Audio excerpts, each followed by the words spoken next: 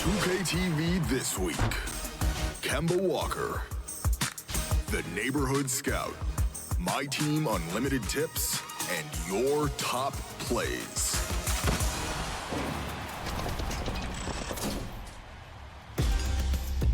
Hey guys, I'm Rachel, and welcome to this week's episode of NBA 2K TV. Kemba Walker is Charlotte's superstar, and we heard that he's also a force in NBA 2K. We caught up with him in New York and asked him what it's like to visit his home courts after stardom.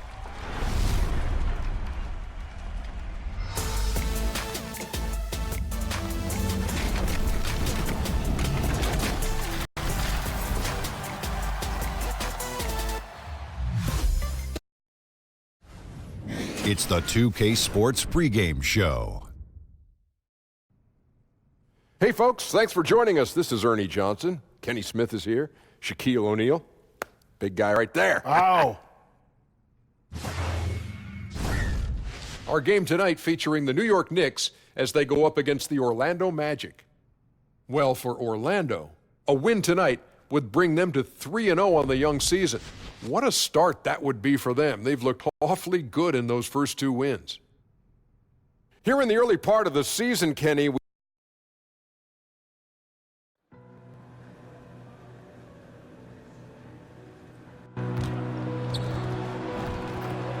just a reminder, folks, to make certain to be here for our figurine giveaway. Come to the game, get a figurine of your favorite mascot, Big Nick's mascot. A reminder that you can still purchase tickets for any upcoming game at the ticket booth or on our website. New York, once a name, always a name. Folks, don't forget to come out to the game for calendar day. What better way to pass the game than with pictures of your favorite mascot, the Knicks mascot, and the Knicks City Dancers. Ladies and gentlemen, we wish to remind you that any spectator interrupting replay or entering the court will be ejected and are subject to arrest. And ladies and gentlemen, a reminder to come out to the Knicks fan giveaway, where you'll receive our free Knicks drawstring bag at the arena. I'll tell you when you score your shoes on track or something like that. We have built it up just to follow hearts.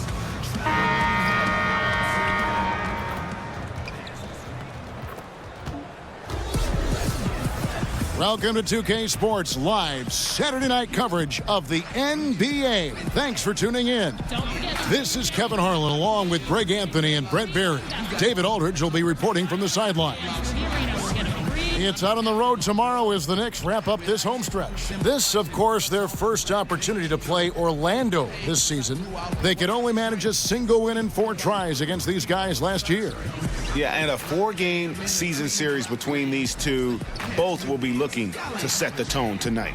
And let's hope for a heated matchup in this first game between them, because a close one tonight ensures we'll have 3 more good games down the road.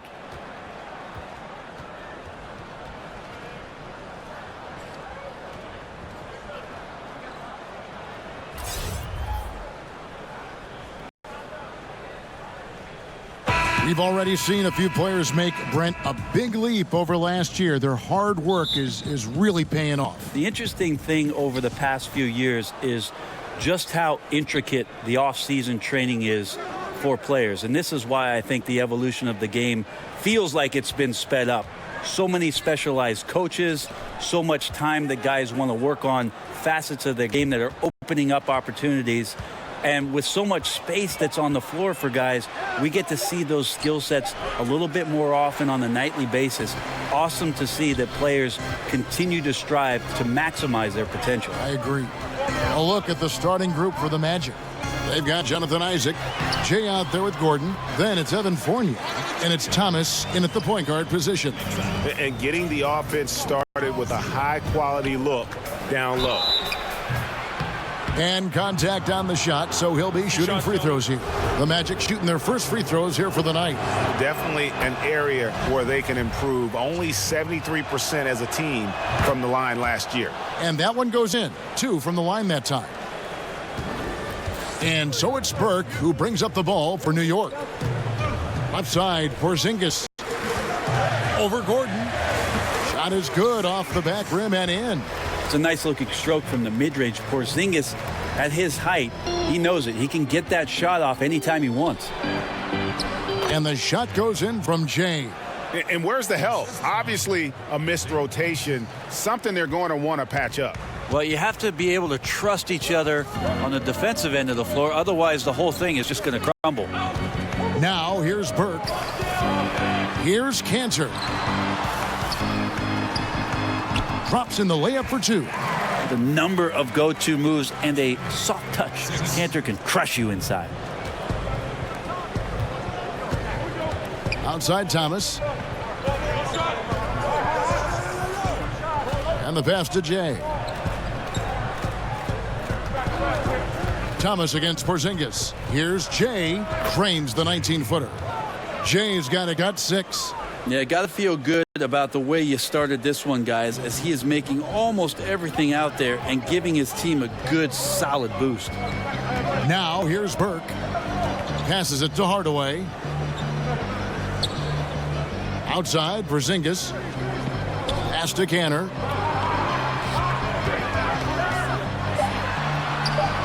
New York needs to get off a shot. Burke can't get it to go. The Magic have gone 2 of 3 here to start out the game. Fournier gets a wide open look. No luck that time on the shot that would have put them on top. Now here's Burke. He's guarded by Thomas. Burke finds Hardaway. Back to Burke. Over Thomas. Burke can't get it to go. Not sure what the D was doing there. Clearly a breakdown. You can ill afford to give a guy like him that good a look. The Knicks have gone 3 of 5 shooting the ball so far. And we talk so much about the offense Porzingis gives you, Brent. How about the defensive side of his game? Well, I think he's learning a little bit more about position and space. He moves his feet decently well for his size, but he's getting a better understanding of the guys in this league that he's seeing on a nightly basis. And, of course, we'll always talk about trying to gain more and more strength. And that's the kind of lead pass we've come to expect from him. 1:36 left here in the opening quarter. And the Knicks decide to take their first time out here. And sometimes you just want a reminder of what our objectives are tonight. Yeah, get everyone on the same page and point it in the right direction. So New York ends up going with the new group. So Orlando going with an almost entirely new group here. Bamba is checked in for Gordon. Simmons comes in for Jonathan Isaac. Baldwin, he's checked in for Evan Fournier. Rajon Rondo subbed in for Thomas. And the shot drops as they pick up 2 points from Jay. Orchestrating right now, Rondo should be playing with a baton. Moutier kicks to Robinson. Now here's Moutier. Defense is right there. Fareed misses and the dry spell continues. The defense was solid there, smothering him close inside, and that's how you want to guard him. And it just hurts to miss shots like this. Mentally, you question yourself, and it can affect your confidence. Lee passes to Robinson. Stripped away. Pass to Jay. Simmons on the wing. Misses the 3. For the New York Knicks, they won their last contest against Cleveland. Simmons against Lee. At the elbow, it's Robinson. Kicks to Moutier. Shot clock at 5. Back to Robinson. Launches a 3. And it's Orlando with the rebound. They defeated Charlotte in their last game. You're going to win a lot of games when you can shoot the 3 ball the way they did in that one. Well, you see the snowball effect here when they start knocking down those shots, and once guys get it rolling, it's just impossible for the defense to contain that kind of firepower. Here's Ntilikina. And we reached the end of the first quarter. Magic lead by 6. And we'll be back right after this.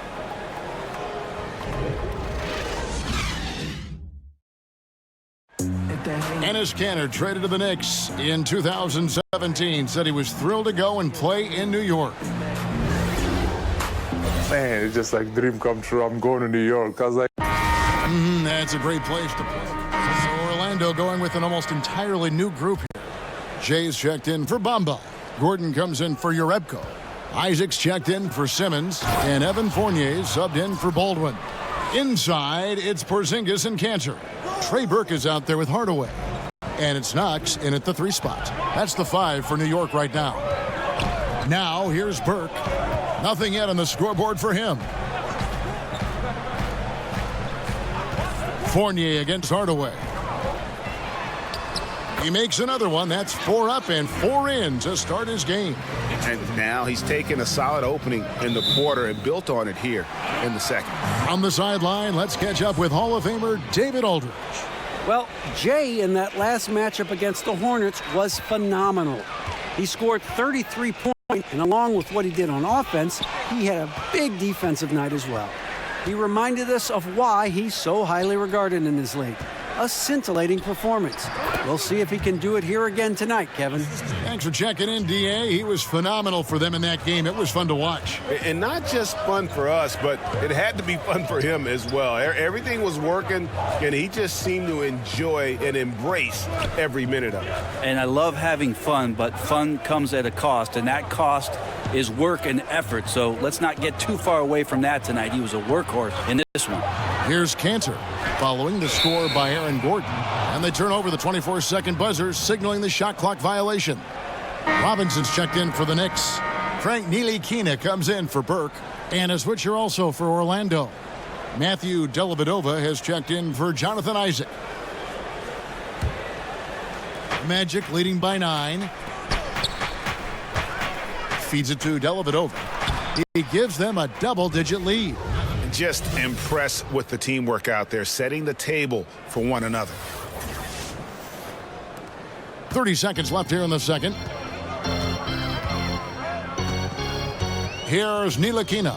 He's covered by Rondo. And here is Hardaway. He's coming off a 13-point game against Cleveland.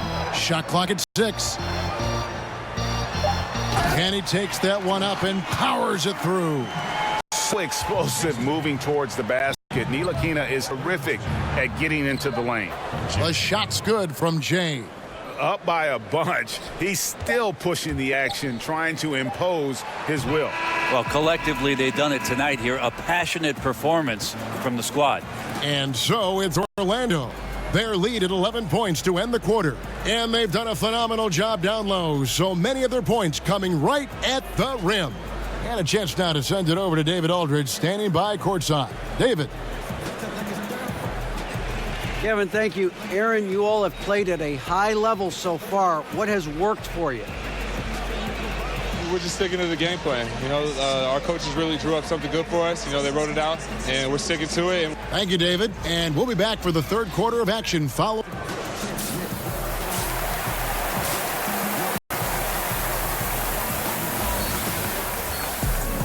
And as we dive into the second half, we'll find out if the next 2 quarters are any different from the first 2. So far, it has been a runaway. It's been one outstanding game from Jay. And I love the game plan in that first half. They really valued each possession. Efficient so far with the shots that he's taken. His contributions have been fantastic. While we've got a moment, let's set the floor. Brought to you by Gatorade, all fueled up for the second half. So on the floor for Orlando, Gordon out there with Jay. Then it's Evan Fournier. Then it's Thomas. And it's Isaac in at the 3. One of my favorite moves is the Euro step. I know it's one of yours as well. There are a lot of guys that can do it well. Well, I got to see Manu Ginobili step around me for years in San Antonio. But I think James Harden is still the most devastating Euro step player we have in the game. There's something about the lefties, isn't there, Kevin? We have a hard time figuring They a throw lefty you off. out. They throw you off automatically just by the left hand. Right. Then they add the little sidestep. The James Harden with the shiftiness and the way he moves the ball around and draws contact. I know there are a lot of people that get aggravated by that, but he's nearly impossible to stop, especially when he's got his passport with the Euro step. He slithers. Fantastic ball movement. They're picking them apart with their passing. New York calls timeout. Without question, Jay displaying his skills today. Yeah, the defense has not provided any threat to stop him out there, so it should come to no surprise that he continues to attack the basket. A different look for New York. Kenneth Faried, he's checked in for Enes Kanter. Lee comes in for Tim Hardaway Jr. And it's Moutier in for Burke. Baldwin, he's checked in for the Magic. Now, here's Moutier. The pass to Porzingis. That's tipped. And now Orlando on the break. Thomas is running. And they call the foul, so a chance at the line for one more coming up. Yeah, the chemistry has been terrific. Really impressed with their offensive execution. For Orlando, they have looked good at the line tonight. They're perfect in 4 attempts. Jerebko's checked in for Orlando. Simmons comes in for Isaac.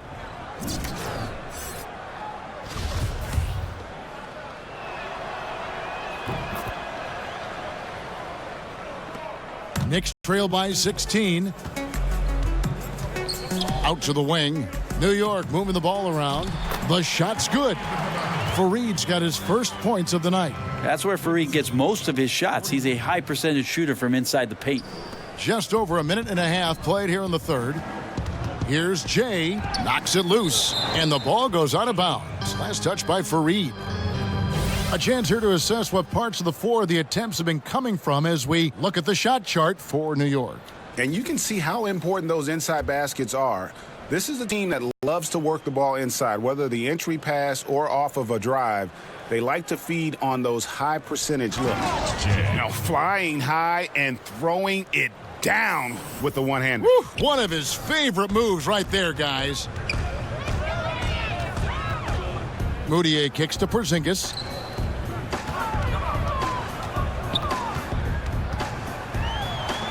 Good on the shot.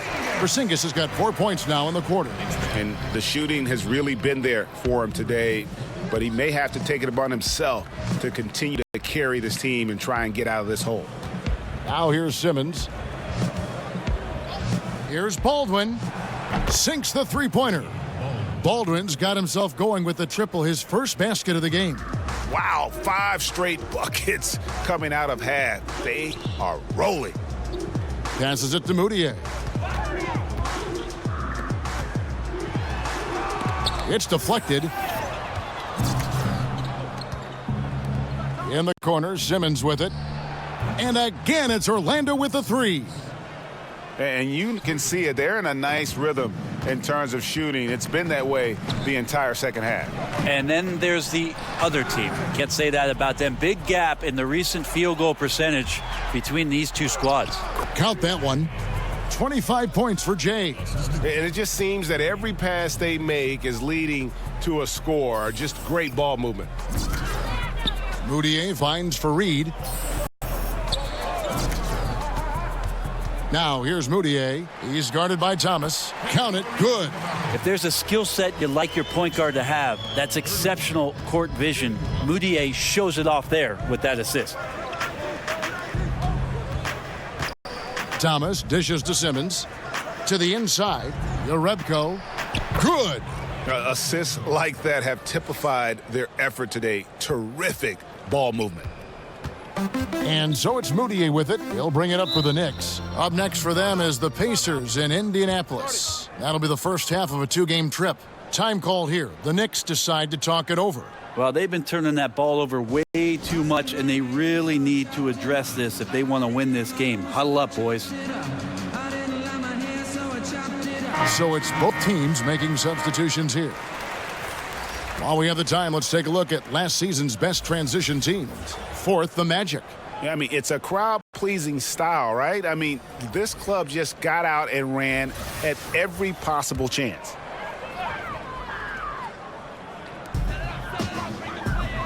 Fareed the pass to Moutier. It's Robinson high post. Banked in off the glass. Robinson's got his first bucket of the night. And that's about as easy as it gets. Not many guys are going to blow wide open layups at the professional level like that.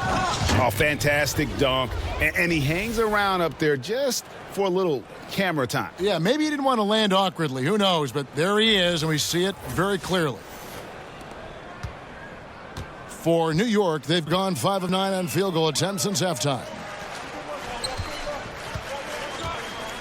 Here's Ntilikina, defended by Dellavedova. Moutier looking around. Back to Fareed. And it's Orlando with the rebound. And those are the kind of shots you like him taking. Even though he missed it, the offense will take those. And at full speed, he still has the wherewithal to get himself in good position. Yeah, the snap decisions right there, reading the situation on the move and then making the right choice. Here's Moutier after the made shot from Jay. Robinson, that's good. Oh, man, gotta love that pass there. Couldn't ask for a better one. Here's Jay, and he's fouled pretty hard on that shot, but he's got the chance to pick up the points at the line. It goes on Kenneth Fareed. The Magic shooting their 6th and 7th free throws in the game. So both teams changing it up here. Both free throws good from Jay. 12 seconds left to play here in the third. Burke with it. He kicks it to Cantor. Stolen by Bamba. And so it's Orlando finishing the quarter up by a whopping 24 points. They've had active hands and have forced a lot of turnovers in this one. Back to the action after this word.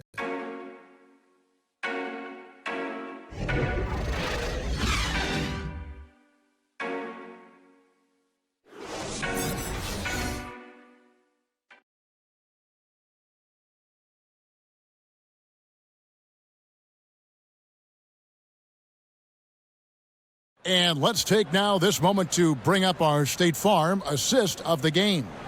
And how about the floor generalship right here? I mean, showing us why they're always in good hands when he's the man in charge. Great hands, great vision. That makes great things happen for your offense.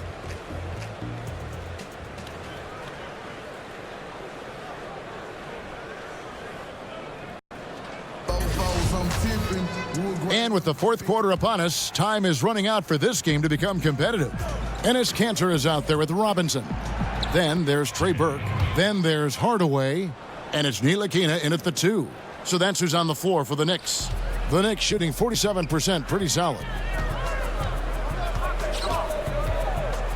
This is the second year with the sponsored patches on the jersey. Advertising more or less. Have you gotten used to seeing those things? Yeah, I think it was no problem last year. They're small, they're unintrusive, some right? teams did some really cool creative things with the color schemes, and I don't think we've seen the last of that, Kevin. We see it in European games on their jerseys. Yeah, sometimes it's hard to recognize the number with how many advertisements are on the jerseys. Or but a billboard. Yeah, I don't think we're done with it yet. This whole second half, he's been unbelievable scoring the basketball. The defense has had literally no effect. Burke kicks to Ntilikina. Teardrop shot, and he could not get that one to go. A lot of contact, and he'll go to the line for 2. And when Ntilikina is penetrating with force, the defense has to act. Love the aggressiveness. That free throw missing. Orlando making some changes.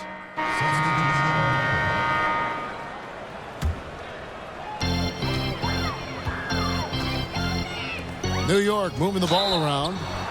And plenty of contact on the shot. So 2 free throws coming up. That's his second personal foul. Shooting for New York. He misses the free throw. Lee's checked in for Ntilikina. Taking 2 shots. And he's good on the second. And so here's Orlando. Here's Jay. And that one clearly a foul. Gets the whistle, and 2 shots coming up. Tim Hardaway picks one up. That's his first personal. Players are talking about the new sports science. Better sleep, recovery after lifting, playing, traveling, whatever it is. They say it's making a difference. What do you think? I think it only makes a difference if the guys put it into practice, Kevin. Like as much information as they can hand out in a team meeting and sort of give you directives about how it is you should rest and when it is you can get your sleep, players won't see those benefits unless they're as disciplined as they are with trying to get better in the offseason as they are with making sure that they get proper rest to be at their athletic best for competition. And it's Dellavedova with the ball. He brings it up for Orlando. No good from Jay. Outside Hardaway. Pass to Porzingis. Kicks it to Moutier. Down low. No good from Lee. Orlando's gone to the three-pointer 11 times tonight and nailed 5 of them. No good from Jay. And that's really a function of the offense not working as it should. Yeah, maybe lazy play calling or just going through the motions on that possession. This often leads to a bad shot. And how many extra possessions have they gotten because of that rebounding edge? Well, there are numerous ways to build a lead, but owning the glass may be one of the best. Here's Baldwin. Pass to Jay. He's looking for Isaac and finds him. Down to 5 on the shot clock. And the pass to Baldwin. From beyond the arc. Once again off the mark, Orlando. New York's gone ice cold from three-point land, 0 of 4 since the start of the final quarter.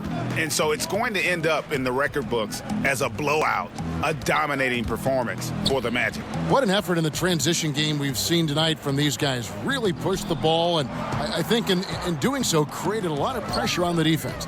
Definitely had a huge edge, and this is their DNA. When they run the ball and dictate the flow of the offense like we've seen here, these are the kinds of games they can have. And ever when important, and this one will go down as win number 3. They can chalk this one up, but these two teams will see plenty more of one another before the season's over. And what a tremendous standout performance it was for Jay. I just loved his defense. He took pride in swatting away a bunch of shots tonight and made his impact felt. And it's good coming on the assist by Rajon Rondo. Jay's got 38 points. Here's Hobbs.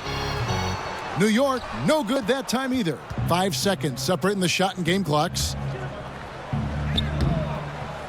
No good from Jay. And you got to give him credit there. Great effort to contest that shot. Well, I love the fact that they put the security system on their house, protecting the paint there. Here's Moutier. The offensive rebound. Robinson kicks to Moutier. Outside, Porzingis to the paint. And so it's Orlando taking this one by a big margin. A resounding victory for them. And Greg in enemy territory, no less. And that's exactly right. But with the way they controlled the game and just completely took the crowd out of it, that's how to get it done on the road. And now let's catch up with David Aldridge, who's standing by from the sideline. All right, Dave. Thank you, Kevin. Well, you came out of halftime and had an explosive third quarter. What was the catalyst for that outburst?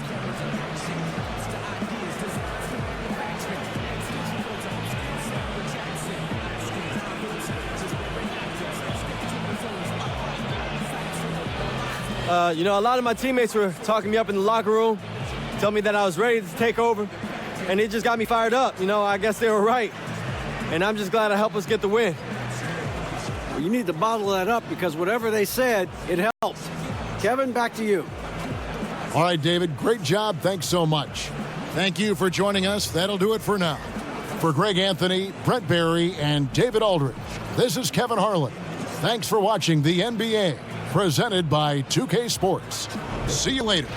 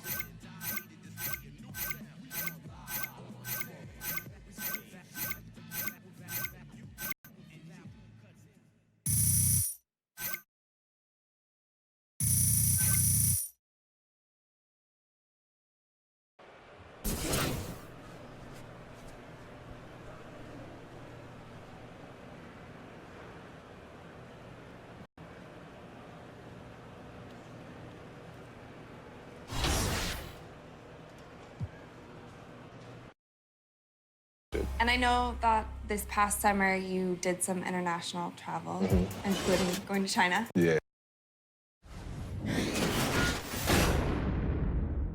It's the 2K Sports pregame show. Good evening, sports fans. This is 2K Sports. Ernie Johnson, Shaquille O'Neal, Kenny Smith. And it is Magic basketball tonight as the Orlando Magic go up against the Philadelphia 76ers. For Philadelphia, they'll be up for this game, facing the team that defeated them in the conference semis last season. This is one they've been waiting for. Fellas, it is always fun to watch Ben Simmons. The combination of size,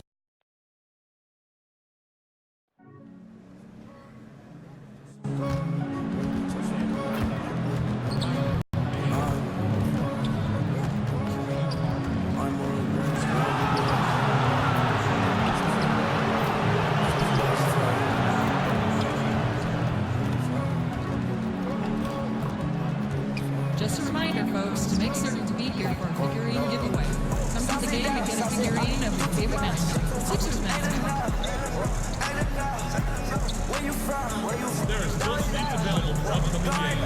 Please go to the nearest Sixers booth or visit the team ticket site and get yours today. Sixers, together we win.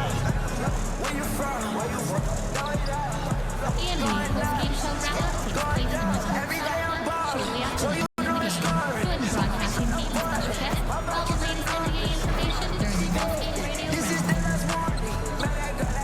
And folks, make certain to be here for backpack day. Bring the kids to get a free Sixers backpack.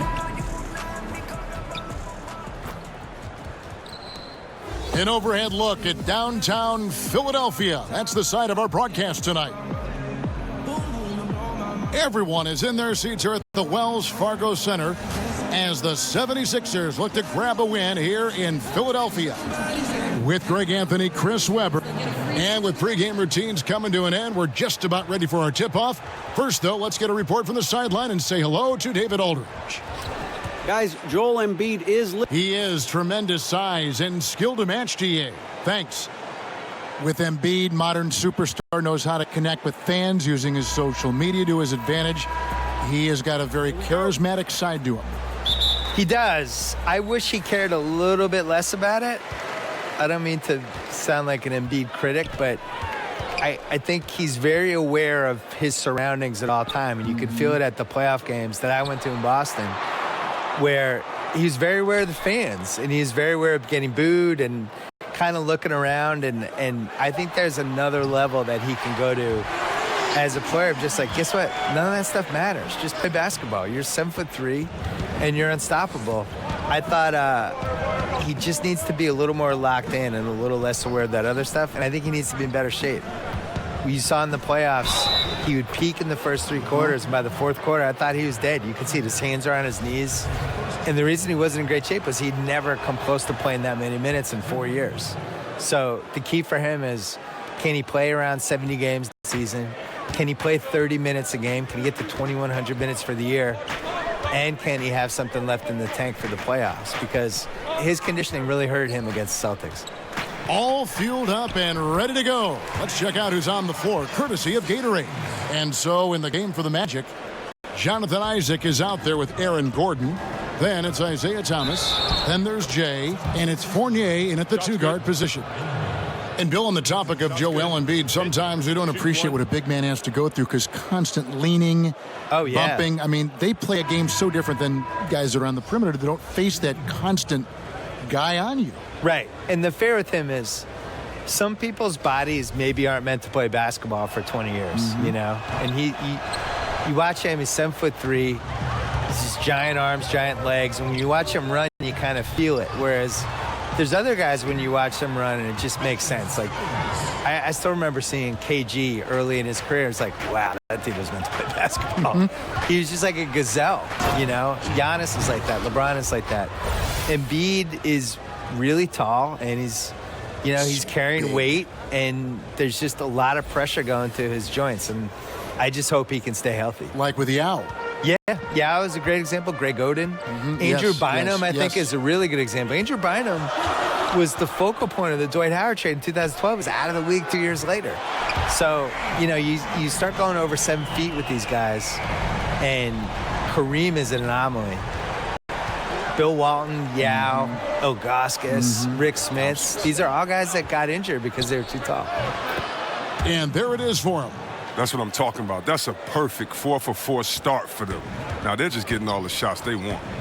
Bill, we know about the love affair you have with the NBA, and you've written about it for so long. Started with the $4 ticket in Boston with your dad. Yeah, my dad bought season tickets for the 1973-74 Boston Celtics, and it was only one ticket. And I think it was $4 a game, probably like $160 total. And he used to carry me in mainly because they didn't want to pay for a babysitter. So I started going to games that year, probably sleeping through a lot of them, and they won the title. How old were you in 72? So I was 4. 4 years old. I'm not going to lie, I don't remember anything from that season. The first season I remember is the year later when they lost before the finals to Washington. And then the year later, they won the famous finals against Phoenix, the triple overtime game.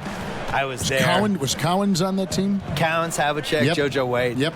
And I was at the triple overtime game in the 76 finals. Was probably the most famous NBA game ever. The kids out there now would nominate like Game 7, 2016 or something, but triple overtime game was the most famous game ever. And I slept through the entire second half and the first overtime. Oh, no. But then woke up because everybody was standing the whole second overtime, so I had to get up. So both teams making some changes here. We're about 3 minutes into this first quarter. Bill, it's interesting. More than 50 colleges and universities now offer scholarships in esports. I did not know this, and that number is probably only going to go up. Yeah, and it makes sense too. What's more popular, esports or water polo? No offense to the water polo players, but come on. These kids love it. They cannot get enough of these games. No, every college should have esports. It's deflected. And the giant wingspan of Bamba strikes again. Just fantastic at spiking shots in a variety of ways. Yeah, another nice bucket down low. They've really been able to work the ball into the post effectively here so far. Now here's Fultz. He's guarded closely. The Magic trail by 4. Here's Jay. Hollis Jefferson with the rebound. 76ers have gone 7 of 11 from the field to begin the game.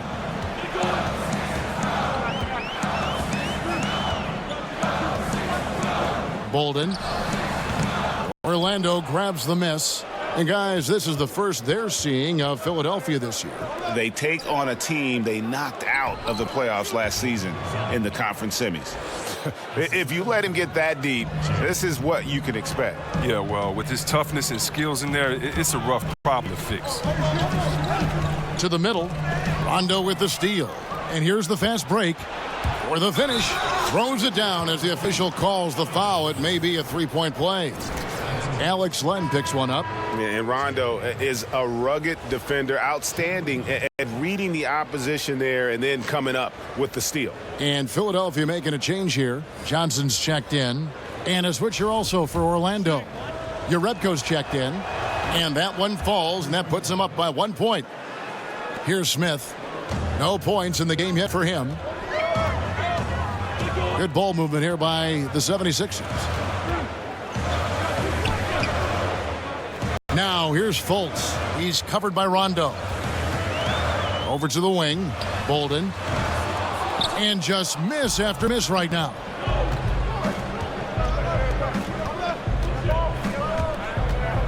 Rondo passes to Jay. And this is his third trip to the line tonight. In their last contest, guys, he was unconscious from the foul line. And that's good as he hits both of his shots. Here's Fultz. A 14-point game for him in the win against Brooklyn. And that didn't come at the cost of his defense. In fact, I think it fed his defense. He had 4 steals in that game.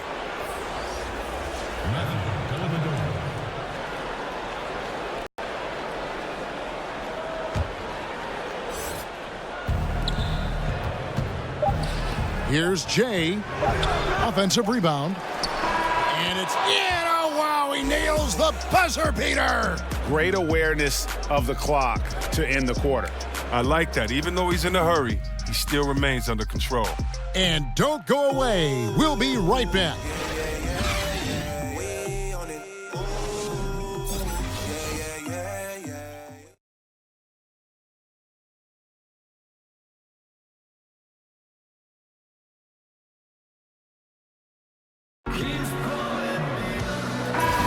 And if you're just joining us, we've played through one quarter in this one. And when you consider how the Magic are doing, what do you think? Getting high percentage looks, wearing down that defense on the inside. Right, and as the defense collapses, that opens up inside-out opportunities. Productive first quarter. Amir Johnson is out there with Hollis Jefferson. Then it's Smith, and there's Fultz, and it's Embiid in at the center. That's the group for Philadelphia to start this second quarter. You know, Bill, when you look at the players the Sixers have put together, they should be a perennial contender, it would seem, on paper for years to come. But that's the thing about the NBA. You never know. Yeah. We've seen a lot of these teams that looked like they were the next potential dynasty, and within 2 years, they made a trade. Somebody got hurt. I mean, you talk about the 80s Rockets. You talk about the Magic in the 90s. They made the finals. Within 14 months, that whole team is gone. The OKC Thunder, 2012, Game 5, Miami. I took a picture of KD and Harden and Westbrook with their arms around each other. They never played together again. So I think the thing you learn over and over again with basketball, even Derrick Rose and the Bulls, every time you think there's the next young team that's coming, they still have to actually do it, and sometimes they don't. And on our sideline, our reporter, David Aldridge. Well, Jay in that last matchup against the Knicks was outstanding. He finished with 38 points and played tremendous defense as well, really causing havoc on both ends of the floor. His numbers were off the charts. He was unguardable, and he knew it, and he took advantage of it. Kevin, back to you. All right, David, thank you, guys. Could you believe that performance? Wow. I mean, it was really something to see. I mean, he showed everybody just how special he is when he is on his game. Oh, yeah. Once he got them on the ropes, he never let them off the hook. It was full-speed energy basketball at its greatest. And Philadelphia decides to take their first timeout right here. Bill, you've done quite a few player interviews over your life, and I'm sure there are some guys that have surprised you with what they've got to say. Yeah. I think we're in a really cool generation with basketball players where they're these really thoughtful guys who aren't afraid to share stuff. You know, some of the guys try to protect their images and their kind of their manufactured reputations, I would say, to some degree. But for the most part, the candidness of some of these guys, you can't hide on a podcast. If I have you for an hour, you're not going to be able to dodge stuff. You're going to have to.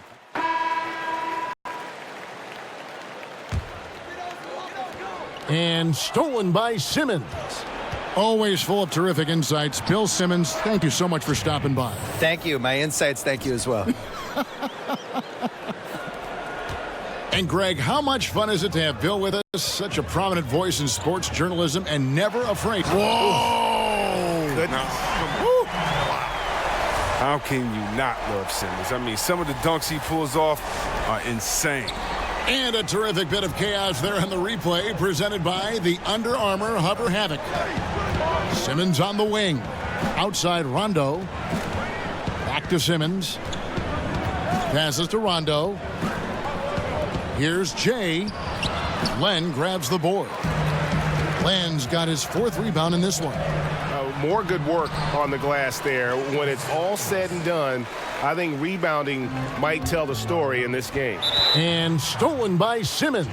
And Jay gets the whistle that time. That is his first foul of the game. The 76ers leading by 3. Covington with it. 9-point game his last outing. And there's the pass to Hollis Jefferson. Count that bucket. And terrific floor awareness. I mean, it's obvious Covington has a great feel for when his teammates are wide open.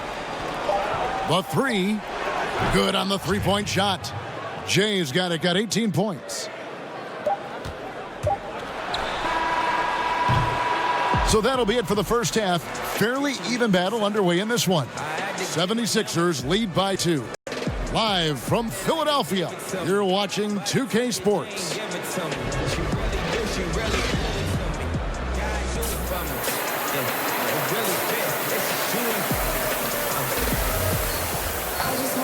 And as we get into this third quarter, as we've seen so far, neither team able to create much separation on the scoreboard yet. It's been one outstanding game from Jay. And I loved in that first half that they were patient, looked for good shots, and knocked them down. Yeah, and then it wasn't all dunks. I mean, they were squaring up with confidence, and that became contagious. On the court for Orlando, Isaiah Thomas out there with Evan Fournier. Then there's Jay. Then there's Jonathan Isaac. And it's Gordon in at the power forward position. Looking at big men around the NBA, which are the best triple threats? Guys who can shoot, drive, and pass out of that screen. I think of two. One being Anthony Davis. The fact that he can get his shot, he's so quick, and he's a good post-up player as well and can face the basket. And then DeMarcus Cousins, I don't know if there's a better big man, a better center than when it comes to him. He can take you out on the three-point line. He can dribble and get a three. He can take you out on the three-point line, set a flare screen, catch and shoot the three. He can get it at the three-point line, drive you to the hole, get an and one, and then he can take you on the post and just bully and posterize you as well. So I don't think there's one that comes to mind with a better skill set than Boogie Cousins. And that list is growing. And it's blocked by Simmons.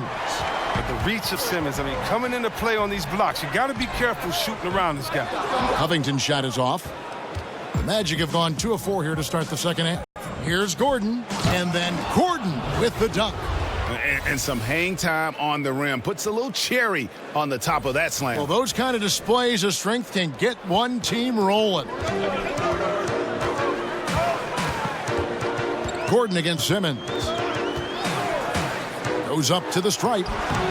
And that one is off. And Orlando the other way now. Their biggest lead of the game was 9. And after this one, they're home against Minnesota. That game is the first and last of their homestand.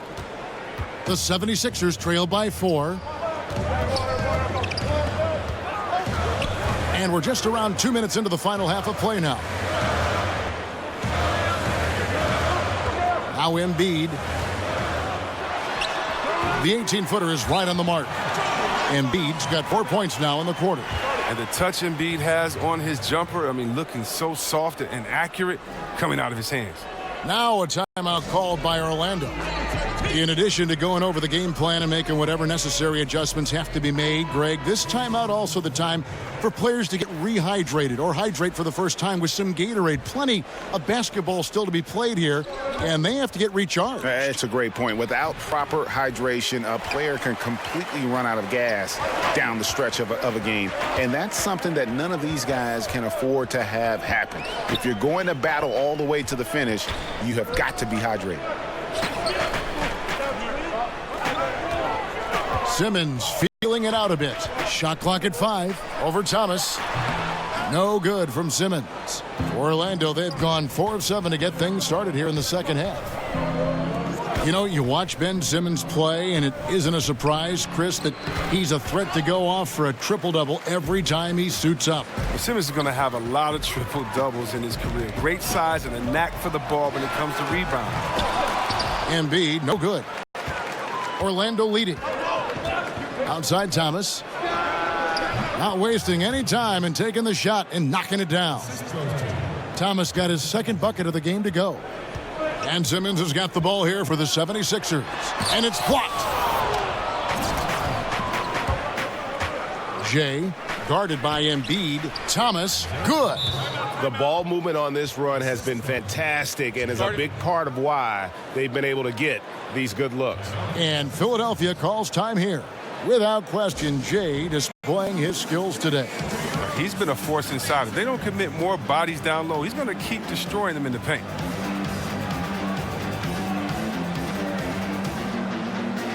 So for the Magic, Bamba comes in for Jonathan Isaac. Rajon Rondo is subbed in for Isaiah Thomas. 1:44 left to play in the third. Right side Simmons over Rondo.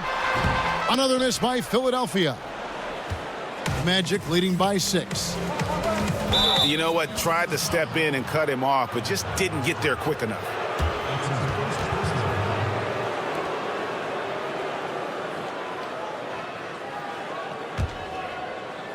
Stolen by Len. And you saw him gauging that pass there. He knew they were coming inside with it and got in position for the steal. Okay, well, let's go down to David Aldridge for a report from the sideline. Kevin, the league has unveiled a 5-point plan to improve player-referee relations. Things became heated last season with a lot of star players ejected for arguing with officials. The emphasis on respect and clear standards of conduct on both sides can only help. Kevin? Very good point, David. Completely agree. Thanks. The defense there got away with a major lapse. And now it's a double-digit lead. 6 points for Mohamed Bamba. Loving the energy right now here in the third quarter as they try to take control of this game. They came out the locker room refreshed. I mean, they've been the stronger team since halftime, no doubt. There's Hollis Jefferson, and he hits the jumper for 2. Hollis Jefferson's got his second bucket of the night. It's 9 seconds separating the shot clock and game clock. Jay. Oh, and there's the one-handed jam. Yeah, you got to respect the awareness level of Rondo. When his teammates have a clean look at the basket, the ball gets there without hesitation. The 76ers trail by 10. Fultz kicks to Len. Simmons against Rondo. Ball's knocked loose. And that's out of bounds. Philadelphia will retain possession.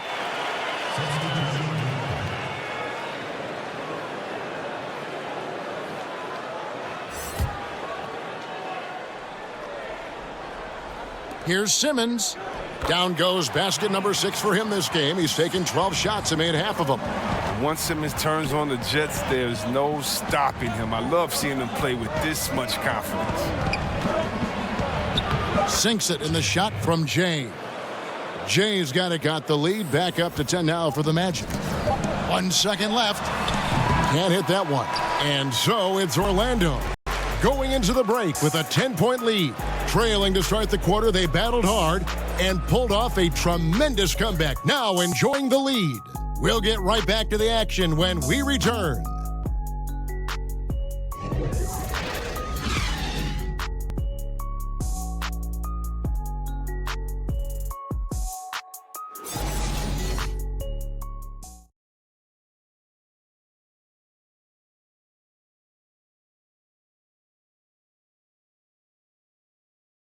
How about a look at today's State Farm assist of the game?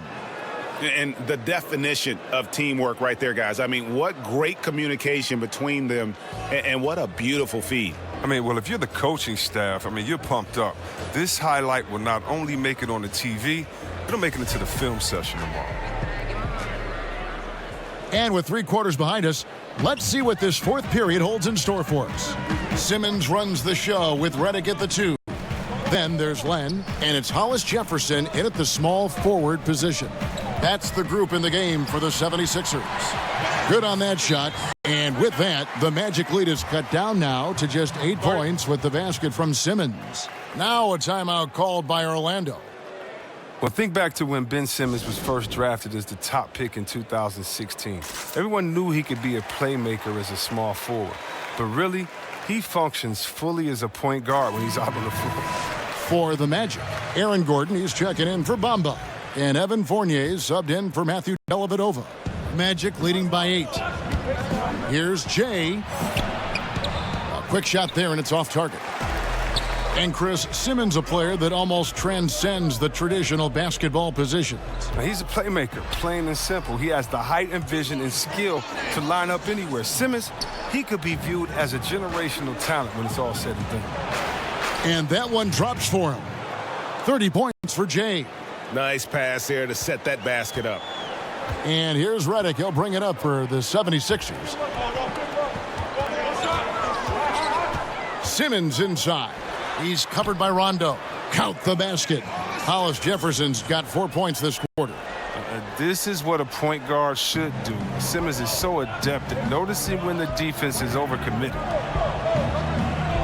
Pass to Jay.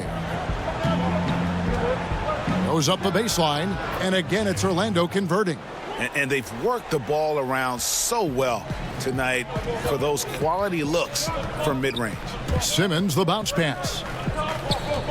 Bolden, sweet little floater. Oh, perfect timing there to knock down the teardrop. Magic leading by 6. Feeds to Rondo. Here's Jay. And that'll be 2 free throws coming up. Officials on the call with the foul. We'll see, Webb, there were a ton of huge personalities on this 76ers team, from the stars right on down to the rotation players. Well, it starts with the Embiid. You know, he's talking junk out there. And think about the quiet swagger that Simmons plays with. This group genuinely get along, and they play for each other. The trials they went through to get here as a core, they should have all the confidence in the world. Here's what Orlando's going with right now. Isaac's checked in for Jonathan Simmons, and Thomas subbed in for Rajon Rondo. And that last replay, courtesy of the Under Armour Hover Havoc, unleashing a little bit of chaos. Now, here's Fultz. Good work there as it goes. And the muscle of Fultz. I mean, it helps him on these tough shots, able to fend off the defenders as well. Orlando moving the ball around. Shot from 16. No good from Jay.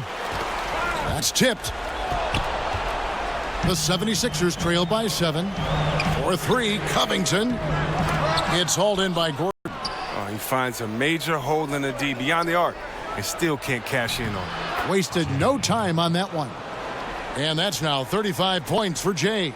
Good floor awareness, good vision. Thomas, dependable at finding open teammates. Embiid finds Simmons. Second shot opportunity. Orlando grabs the miss. The D doing everything they can to cut him off on his way to the hoop. No good from Jay. And low percentage look on that one. Not sure what he was thinking. Sometimes you get a little outside of yourself. You have to be a little more disciplined.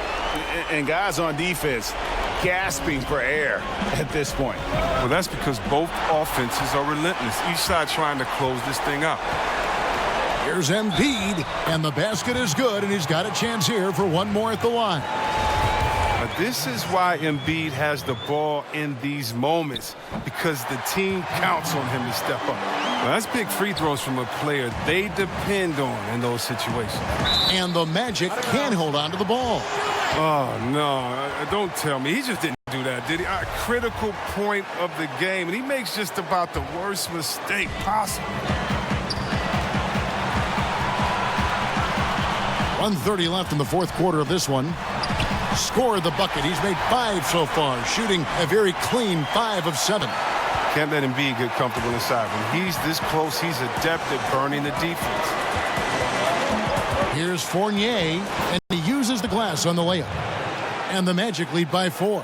Look, high percentage looking tight. It's hard to miss that one. For Philadelphia, they've gone 8 of 11 from the field in the final period. Great shooting down the stretch. Here's Embiid, and he could not get that one to go. A lot of contact, and he'll go to the line for 2. And really, how do you guard Embiid when he's this close? You almost have to foul him. And that hurts as he doesn't get the first one to fall. Trying to focus now on the second. And he does get the second one. And that narrows the lead down to just 3. If he hits all of those, they're feeling a lot more comfortable. But now, still a one-possession game. Time called here. The Magic decide to talk it over. They're up by 3. 1:10 left in the fourth quarter.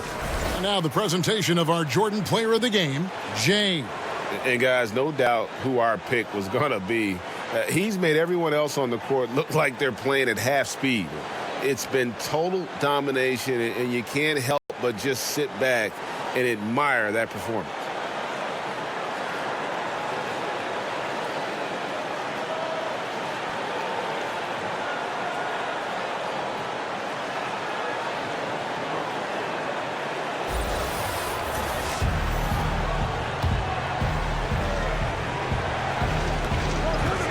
Thomas passes to Isaac. Here's Jay, and that one is hammered home. I love watching Isaac find the open teammate. Has great floor awareness out there and just knows when one of his guys has a clean look. Philadelphia's gotten the three-point bug tonight. They've taken 15 shots outside the arc. 6 of 15. Embiid kicks to Fultz.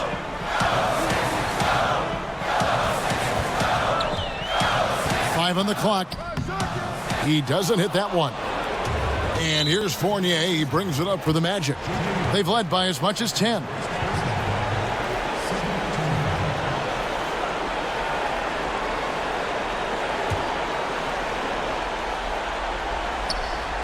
Covington with the steal. You could tell it was almost tunnel vision on that pass. Had no idea where the defender was. Pass to Embiid. Fades back. Good. What a beautiful shot to bring him to within 3.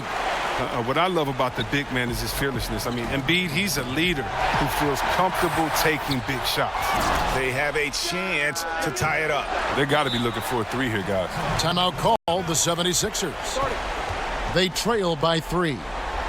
There's 18 seconds left in the fourth quarter.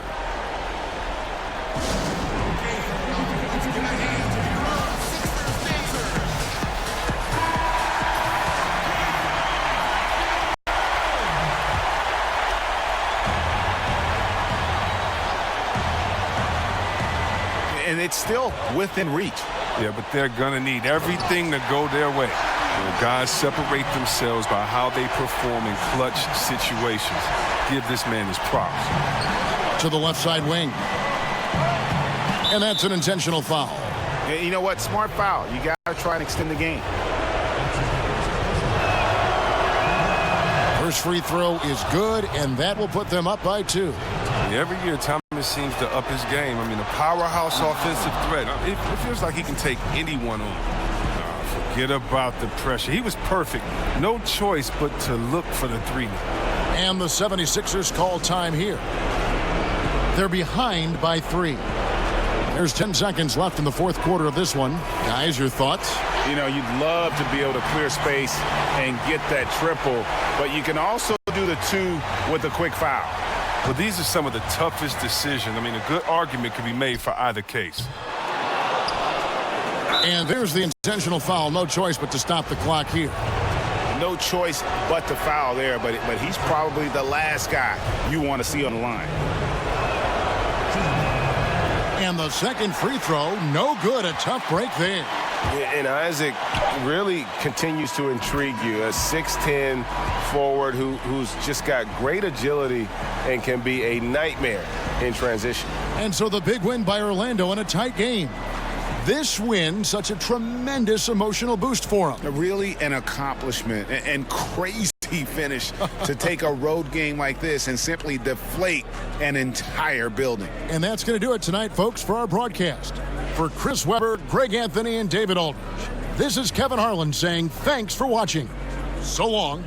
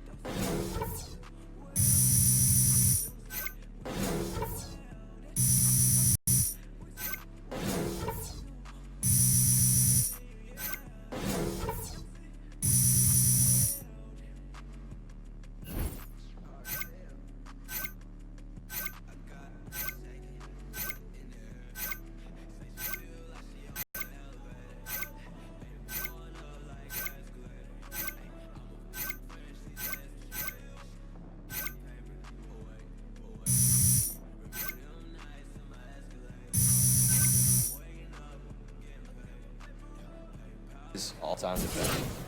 That's a good question. My position, or I had to go with Gary Payton.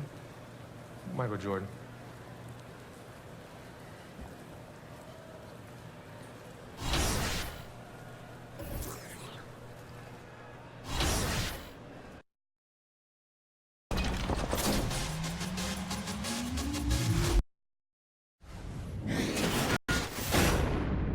The 2K Sports pregame show.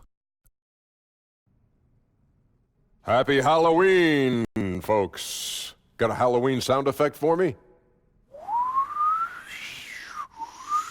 Ooh, that's going to also be a breezy day. Yes. Good to be with you on this spirited occasion. Ernie Johnson, Shaquille O'Neal, Kenny the Jet Smith. And it is Magic basketball tonight as the Orlando Magic go up against the Minnesota Timberwolves. For the Timberwolves, they come in off the loss to Atlanta. They got caught flat-footed, lost a game they felt should have.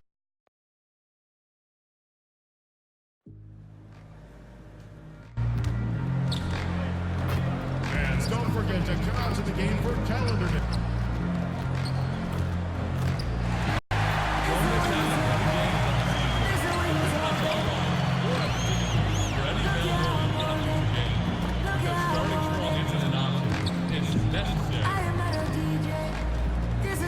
And coming up, it's Lunch Band Day. Come out to the game and leave with your very own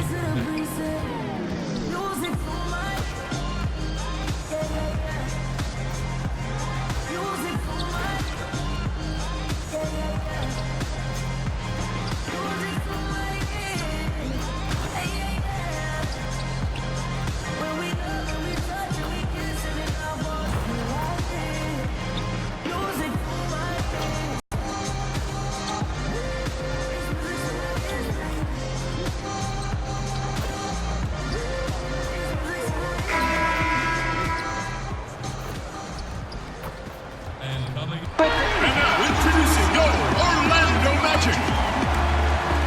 At shooting guard, 6 feet 7 inches, number 10, Evan Fournier.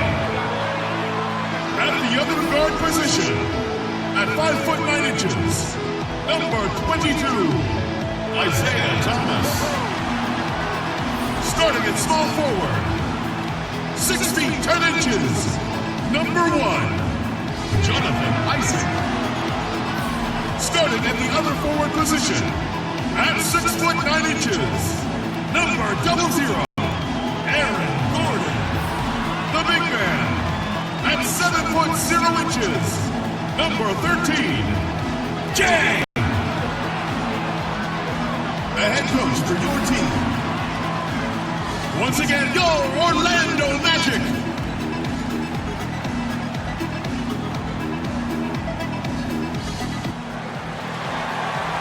We're at the sold-out Amway Center. Welcome, everyone. We have a very special treat for you here. No trick, it's the NBA on Halloween. It's a special October 31st matchup. This is Kevin Harlan with Clark Kellogg and Greg Anthony. David Aldridge is on our sideline. Here in Orlando, it's interconference basketball as the Magic look to defend home court at the Amway Center.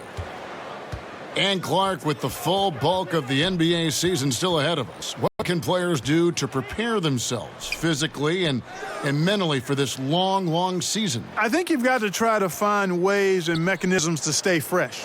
Obviously, you've got to do your work in the gym and in the weight room, but also in your rest and recovery. I think you've just got to be diligent and consistent, and then find pockets where you can get away and refresh your mind and your body. Right. Because you can't come out of the gate like it's the postseason. There's a pace and rhythm to the regular season that you have to learn how to manage. Now a chance, courtesy of Gatorade, all fueled up and ready to go. The starting 5 on the floor. So on the floor for Minnesota, Butler teamed with Wiggins as the deadly wing duo. Then there's Towns, then there's Teague, and it's Kleba in at the 4 slot. Free throw line jump shot, and all around the rim that time before dropping in. Wiggins has got the first points up on the board for Minnesota. Here's Jay. A rebound by the Timberwolves. On the sideline, let's catch up with Hall of Famer David Aldridge. Well, earlier I spoke with Tom Thibodeau. He knows they have to dig in on defense. They're facing a really talented offense. He said if those guys get going, we're going to be on the wrong end of some long runs. We have to be disciplined, work together, and make those second, third, and fourth efforts on plays, whatever it takes to get a stop. We'll see if they can get a win in this first matchup between the teams this year. Back to you, Kevin. Thanks as always, David. Well, they know what their toughest job is going to be today. Yeah, Kevin, it's always hard to go up against a team that can light it up like this. You can't let them hit the ground running. Exactly. I mean, they've got to be the ones dictating the tempo and the pace. Keep the high-octane offense on the other side in check. So it's Orlando now. Jimmy Butler unable to get his last shot to go. Shot's good from Jay. Yeah, the clever Frenchman, Fournier, solid at recognizing when the defense isn't covering one of his teammates. And when you look at Evan Fournier, he's just a reliable source for points whenever he's on the floor. Yeah, and Fournier is a bit of a quiet scorer. I mean, he always ends up with a lot of points, but doesn't tend to wow you with any individual plays. Terrific shooter who just makes the most of his touches and his minutes whenever he's on the floor. The Magic shooting their first free throws of the game on this trip to the line, and he knocks down the first one. And he can't hit the second. And Tom Thibodeau is a demanding coach, Clark. We know that. His teams have responded, though, but sometimes teams can wear down from that style. Does that concern you in Minnesota? Not really, Kevin. I mean, he's shown that he's got a proven track record for having teams be successful.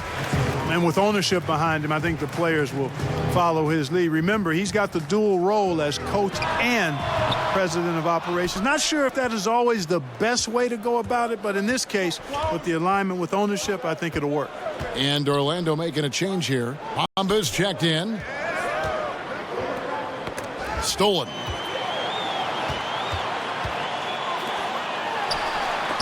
And the rejection by Towns. A tremendous shot blocker in college, Kevin. Towns has packed that part of his game and brought it with him to the next level. Right wing. Three-pointer on the way. No good from Jay. Timberwolves leading by 3. And Jay gets the whistle that time. That is his first foul of the game. Minnesota making a switch here. 1:44 left to play here in the first. Here's Jang. And oh boy, a lot of contact there, but he gets the call and will shoot 2.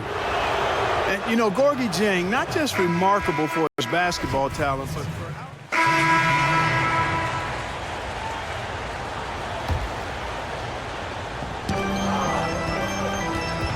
Here's Bates Diop. He's covered by Isaac. Shot on the wing. Misses off the left iron. And you mentioned the philanthropy of Jang. It goes way beyond running a basketball camp or cutting a check. Yeah, he owns over 100 acres in Senegal where he tutors local farmers. I mean, he's got a real passion for farming. Maybe more significantly, his contributions to hospitals in that poverty-stricken region, literally changing and saving lives. On the court for Minnesota, they've got Karl Anthony Towns, and it's Bates Diop in at the small forward. We're about a minute and a half into the second quarter now. Kleba with the bucket. And they've repeatedly probed inside in the first half, guys, and it's paid off. Let's go now to the sideline and catch up with David Aldridge. Well, Jay in that last matchup against the 76ers played some superb ball. He had 37 points, and along with what he did on offense, he had a big defensive night as well. He racked up big numbers in what was a really good performance. Can he carry it over tonight? We'll see, Kevin. David, appreciate the report. He was a one-man show in that game. And, you know, it'll be interesting to see how much that took out of him. I mean, he'll have a hard time putting up anything even close to those numbers here tonight. Well, Greg, you know where I'm going. He was a stat sheet stuffer in that game. Did a little bit of everything and did it all well. The second effort, and the layup is up and in. Jay's got 6 in the quarter. And they've done well at taking advantage of some late defensive rotations and getting the ball in the paint. We're just over 2.5 minutes into the second quarter. This one for 3. After 2 misses to start the game, he's on the board with that shot made. Magic leading by 5. It's rebounded by Towns. Towns has got his 8th rebound here tonight. 2 minutes, less than 2 minutes remaining in the quarter. 1:57 left in the first half. The pass to Bates Diop. Nice ball movement by Minnesota. Oh, and that one, no question, powered it down. Man, it's so good to see how Dellavedova plays to his strengths, guys. I mean, specifically how he finds the open man. Nice. Timeout called, first of the game for Minnesota. They're coming into this game off that recent loss to Atlanta. Well, listen, I've seen worse performances offensively, but no doubt that group was inconsistent. For sure. Agree with you there. They just didn't have it. Seemed like they were a step behind and out of sync. And for a look at how the competition stacks up right now. These, the new power rankings, they tell a great story. You look at Minnesota. They're playing really well, moving up now to the top spot in our rankings. And looking at Orlando, they've started this year as well as they could have hoped. Playing great basketball, probably exceeding preseason expectations. You know, defensively, you've got to respect Towns' jumper. I mean, that creates driving lanes for him because you do have to guard him because he'll make you pay if you don't. Pass to Jay. A rebound by the Timberwolves. This, of course, their first opportunity to play Orlando this season. Yeah, and they took both games they played against this club last season. Yeah, Greg, I like this matchup for them. Not a cakewalk. It's not going to be easy, but they clearly have the advantage. And it's good coming on the assist by Rajon Rondo. 15 points for Jay. And when you're open, Rondo finds you. Always has his head on a swivel. Teague finds Green. 40 seconds left in the first half of the game. Here's Jay. Gordon trying to break loose. The shot's good from Jay. Jay's got 12 points now in the quarter. He got off to a slow start. It took him a little while to get into the flow of this game, but he's turned it on here in the second. Thomas against Teague. Towns down low, 11 feet away, and the shot is long. So the Magic, their last game, a win against the 76ers in Philadelphia. Passes to Jay. Outside Thomas. From 15 feet away. No good from Jay. And so it's the Orlando Magic heading to the bench with a 7-point lead as we wrap up the quarter. They're pounding the ball inside, and that's where they've gotten their best production tonight. It's time now to go courtside as we send you over to David Aldridge from the sideline. David, take it away. Thanks, Kevin. Andrew, they shot the lights out in the first half. What has to change? Get back. Focus on getting back, guarding your man, and not taking these real. It starts with a man-on-man challenge. Thank you. Back to you, Kevin. All right, thank you, David. And folks, don't go away. After the break, we'll see you right back here for the start of quarter number 3.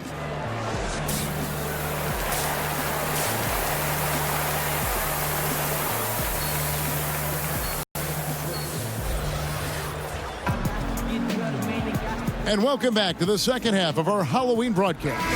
It's been one outstanding game from Jay. And I'll tell you, his work on the blocks in that first half, really impressive. Yeah, he squatted on that paint area and owned it, perfectly using his size and that soft touch inside. That's a heck of a combination, strength, size, and soft touch. Nice. Gordon out there with Jonathan Isaac. Then it's Isaiah Thomas. Then there's Jay, and it's Fournier in at the 2. So that's the lineup on the floor for the Magic. Head coaches obviously get the attention in all sports, Clark, but the assistants also play very big roles. How do you build chemistry as a coaching staff? I've never coached, but I've watched a lot of coaches. I think first and foremost, you appreciate your assistant coaches, and then you give them room to grow and develop as coaches. And you share with them the building of the team and the coaching of the team. And that, to me, I think, if you serve your assistant coaches as they're serving you, I think that's how you build the best chemistry. And loyalty's got to be big among that group on that sideline, doesn't it? Loyal to each other. Big time. Loyalty to one another, and then also a common focus on really serving the players to the best of their ability collectively. Here's Towns. Lays it up off the glass. Towns has got his 3rd bucket of the night. Well, I like the focus Towns has. So confident down low. Taking advantage of his size there. Fouled on the shot and picks up 2 points. So 1 free throw coming up. Fantastic ball movement. They're picking them apart with their passing. purposeful passing it is, partner. Their last 10 points have all come off assists. And Isaiah Thomas always line up at point guard, Clark, but it's a far cry to call him a traditional point guard. Yeah, I would say that would be the case, Kevin. I agree with you. I mean, he is more score-centric than pass-centric. And that's fine. In this day and age, a lot of point guards are that way. He's an excellent passer, but when he has the ball, he's first looking to score it. He passes off his scoring ability. That's not always the easiest approach to integrate into an offense, but I'd rather have him than not in most cases. Magic leading by 12.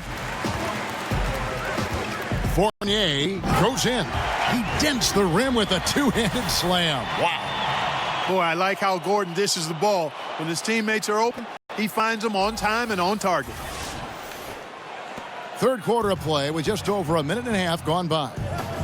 T kicks to Towns. It's rebounded by Jay. Jay's got his 6th rebound on the night. Here's Gordon. Andrew Wiggins pulls it in. Boy, the defense was great. Superb, stellar, platinum level. Can't really contest that shot any better than that.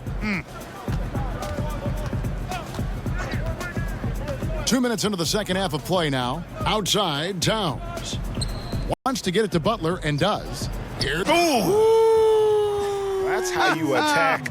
Wow. Oh, man. my.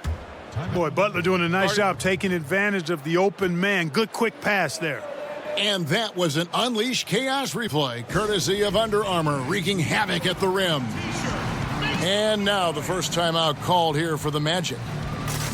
And Jimmy Butler, something of a quirky character, has a ritual whenever he's at a grocery store of paying the person's bill behind him. Doesn't care if it's 99 cents or 2,000.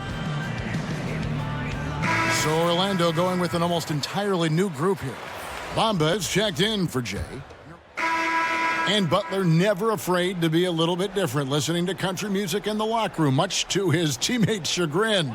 And in the offseason, riding around in a van with a baby on board sticker, even though he's single with no kids. Remove the rearview mirror as a symbolic reminder to never look back. This guy's special. Got it. Good job in the low post. And that's now 21 points for Jay. Indicative of what we've seen tonight. One team being the aggressor, the other failing to react. Yeah, and you can tell they feel like they can get inside whenever they want to. I mean, it's been carte blanche, full menu for them, and the defense really not offering any resistance. Orlando leading by 12. And he slams it one-handed. And he can do a lot more damage to the rim than that when he wants to. Oh, you're right. And with the lead they're enjoying, I'm surprised he didn't put a little something extra on that one. Well, I think he did plenty of damage nonetheless. I mean, it was only with one hand, but he still threw that down pretty hard.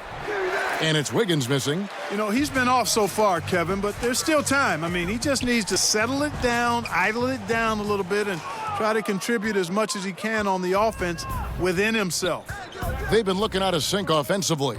Yeah, their offense has ground to a standstill. Rebounded by Jay.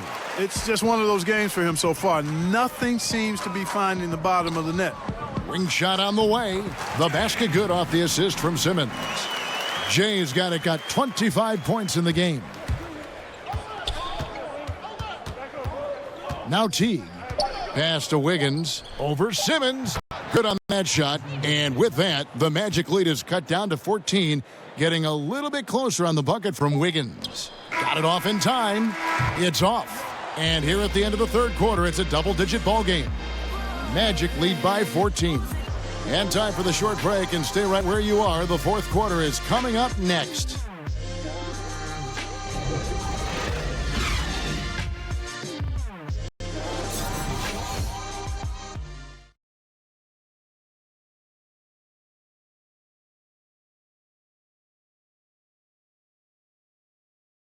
And a worthy candidate tonight as we take a look at our State Farm assist of the game. And I'm glad this was the pick because I love this pass. Such a great dish. That's what I call court vision. Yeah, and with the accuracy to go along with that vision. I mean, he put the ball in the absolute perfect spot. That's how you orchestrate it. And as we head into the fourth, we'll see if there's a comeback in the works or if it's more of the same from the first three quarters. On the court for Minnesota, we've got Green. He's out there with Wiggins. And it's Teague in at the 1. Green dishes to Teague. Green inside. Stolen by Bamba. Right side, Fournier. Got that bucket in no time at all. Fournier's got the first basket as we get going in the fourth for Orlando. And a chance to catch up on some numbers here. The hustle stats for Orlando. The activity level defensively, I've really been impressed with. They've been in attack mode on the defensive end. They've repeatedly gotten out on the break tonight as well and scored a lot of baskets in transition. Orlando moving the ball around. It's stolen by Green.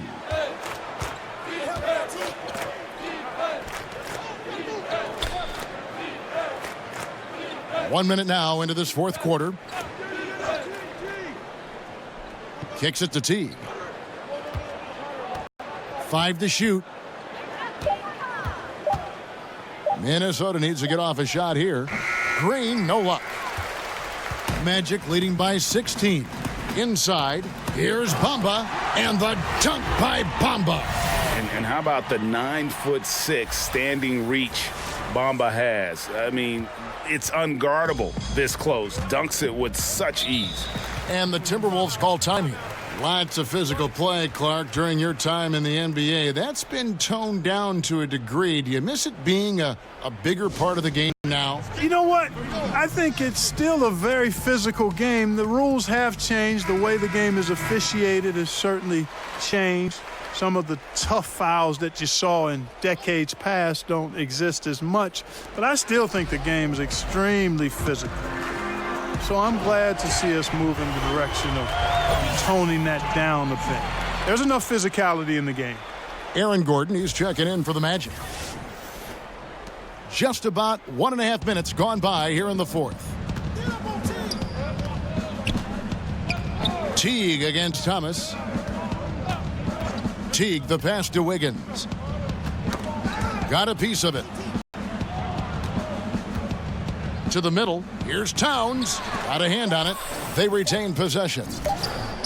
That one's not going to go. So Orlando will take it the other way. Here's Jay, and he overdid it there. Too much force, it looked like, on the foul. He's called for the flagrant. Boy, a very hard foul that time, and the officials had to slap him with the flagrant. I mean, you can't let him get away with that kind of contact. Yeah, gee, that's an easy call for the officials to make when there's that much contact. The league is really cracking down on those sort of plays.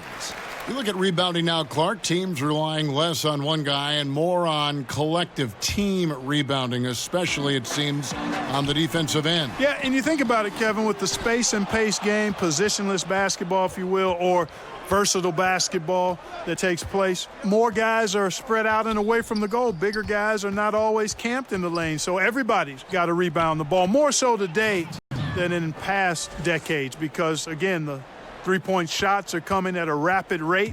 Longer rebounds are available now.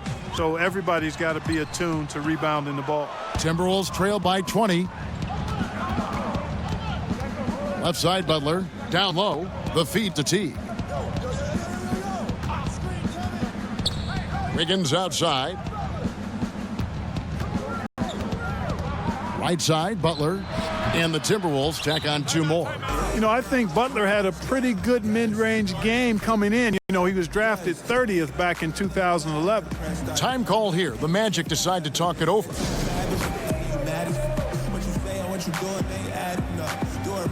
A chance now to recognize our Jordan Player of the Game, James. And what an amazing ball game we've seen from him.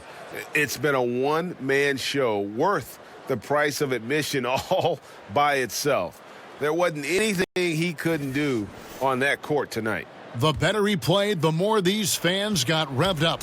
And that continued to play out over the course of his amazing performance. Yeah, the defender all over it. Greg, he got him good there. I mean, that's why the shot was so far off. That free throw, no good. In terms of competitive balance, Clark, with 2-3 teams being the heavy favorites every year, what do the other teams really have to play for? Well, first and foremost, the opportunity to rewrite that script. I mean, just because teams are heavy favorites don't mean they're going to prevail in competition. So that's the first thing. And you never know what can happen. We've talked about it before, Kevin, the unpredictability of teams and seasons, how they play out, injuries, personnel, all of that stuff factors in. So if you're a competitor, you want to knock off whoever's expected to be the top team. Isaac.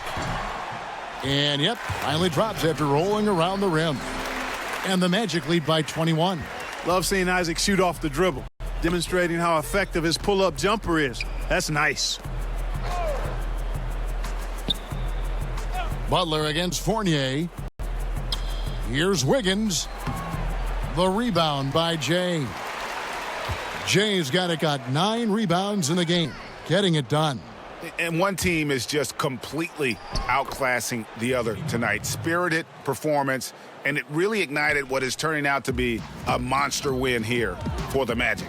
This was a team performing to its fullest capability. A hugely satisfying win. A game that not many will soon forget. And on the other side, one that I think most will try to forget. And it'll mark their 4th win on the year. Actually, their 5th win on the year. And so they'll take the first game of the season series, a team they'll only see twice. They're certainly happy to start it off with a win. And that next meeting, Greg, will be their second and final game of the season series, being in opposite conferences. So you bet nobody wants to get swept even in a 2-game season series. I think the next game will be hotly contested. And we watched one guy all night long, guys, and looking at the stats just confirms what a dominant game he had.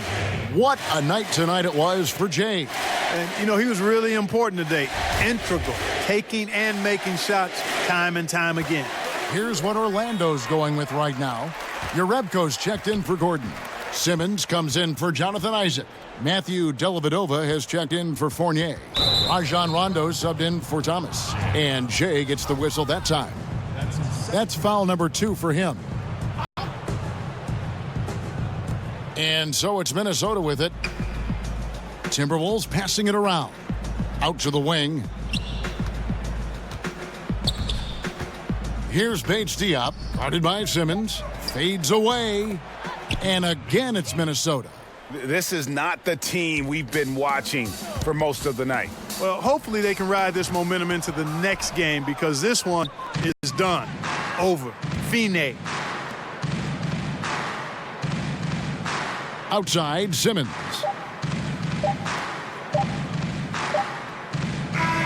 And so it's Orlando taking this one by a big margin. And the outcome of this one was never in doubt. And boy, they really put in a supreme effort. It just felt like once they had that lead and it was comfortable, they were not going to relinquish it. Thank you for joining us. That'll do it for now. For Greg Anthony, Clark Kellogg, and David Aldridge, this is Kevin Harlan saying thanks for watching. So long, everyone.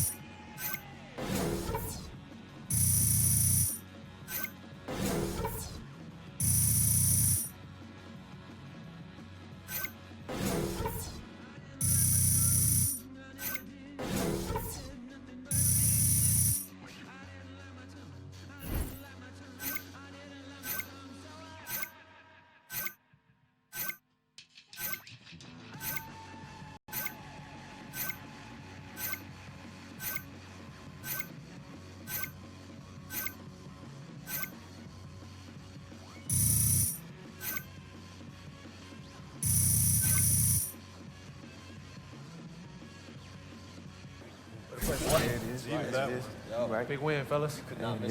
Man, that was on fire. Man. Keep it up. The last couple years of your NBA career, I feel like have been really special. You've been an all-star the past 2 seasons. Going into this new season, do you have any goals set out for yourself? Just winning. I think that's the biggest goal. You know, we haven't been a team over the years who have been consistently winning, going to the playoffs and things like that. And I want that to change. You know, I want us to, you know, win as many games as possible during the regular season to get to the playoffs. And then, you know, I want it to be just a consistent playoff team. You know, every year, you know, I hate missing the playoffs. I'm tired of missing the playoffs. It's just so much fun. You know, the atmosphere is unbelievable. It's the 2K Sports pregame show. Greetings, everybody. Welcome to 2K Sports. I'm Ernie Johnson here with Shaquille O'Neal and Kenny the Jet Smith. And it is Magic basketball tonight as the Orlando Magic go up against the Milwaukee Bucks. Well, for the Bucks, they'd like to play well to start this season series. They haven't forgotten how this team knocked them out in the first round last season. Some teams fast out of the gate, others not so lucky. Kenny for the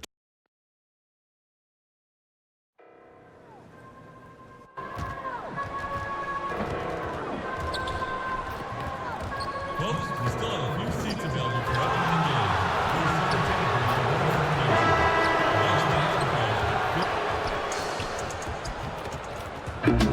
The starting lineup.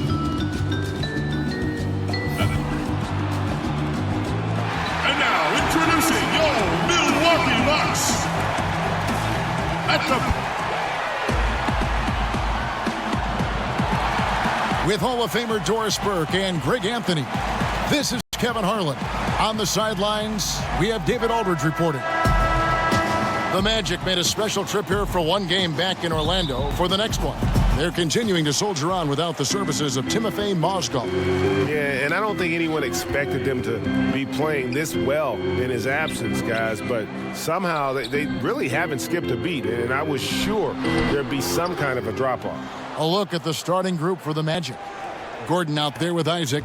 Then it's Evan Fournier. Then it's Isaiah Thomas. And it's Jay in at the 5 down low.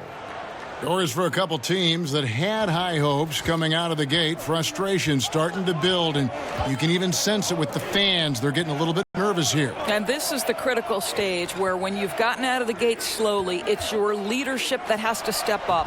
They've got to have a strong voice in the locker room, not overreact to mounting frustrations, and just calm the nerves of the young players. It's important to keep your unity in tough times. One of the coaches always say, don't let go of the rope. Everybody's got to pull in the right direction, same direction. Don't let go of the rope. Great point, Kev. And he sinks the second. On offense, here are the Bucks. Antetokounmpo kicks to Bledsoe. Out of bounds, Orlando takes possession.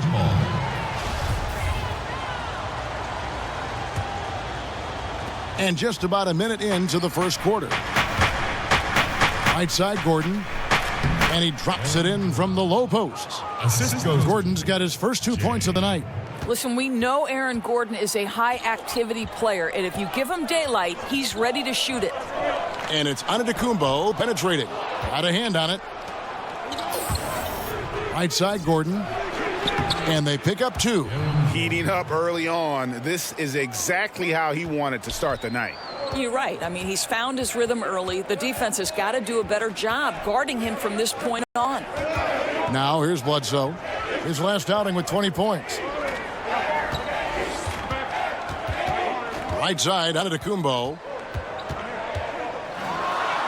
Plays it up and banks it in. Antetokounmpo's got his second basket of the night. Yeah, good awareness there. He sees an opening and doesn't hesitate.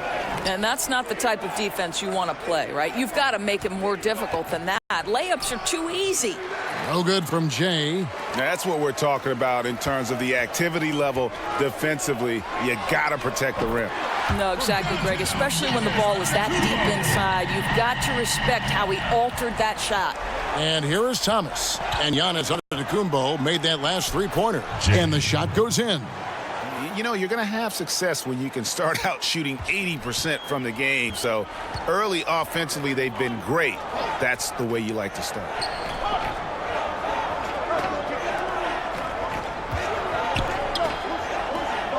The Bucks working the ball around. Here's Bledsoe. That shot is off. And it's the Magic taking it the other way. And this is the first season matchup for them against this Milwaukee team. Yeah, some history here, though. Of course, they won that first round series in last year's playoffs and ended up sending them packing. Both free throws good from Jay. Here is Bledsoe.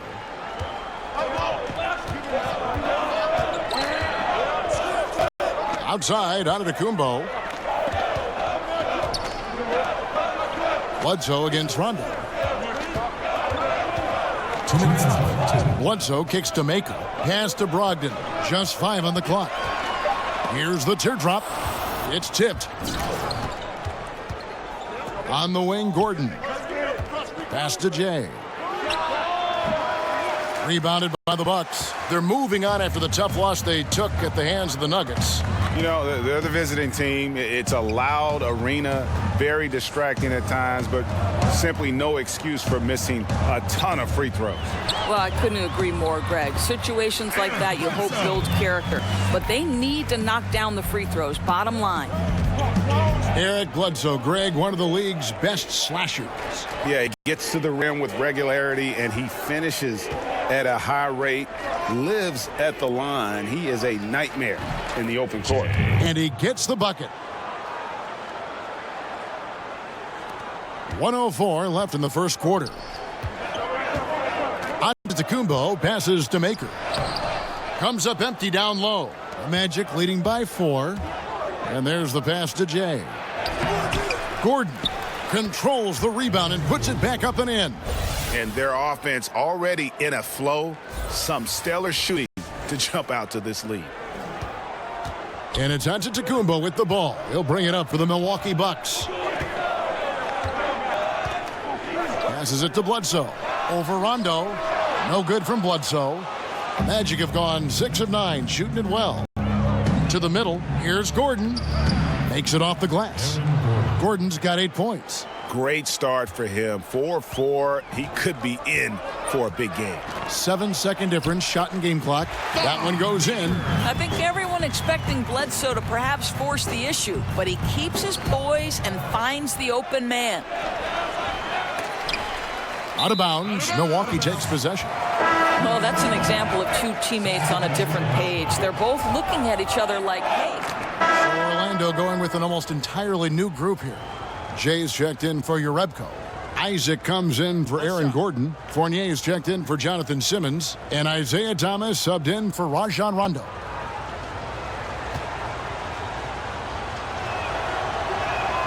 And that one falls for Fournier.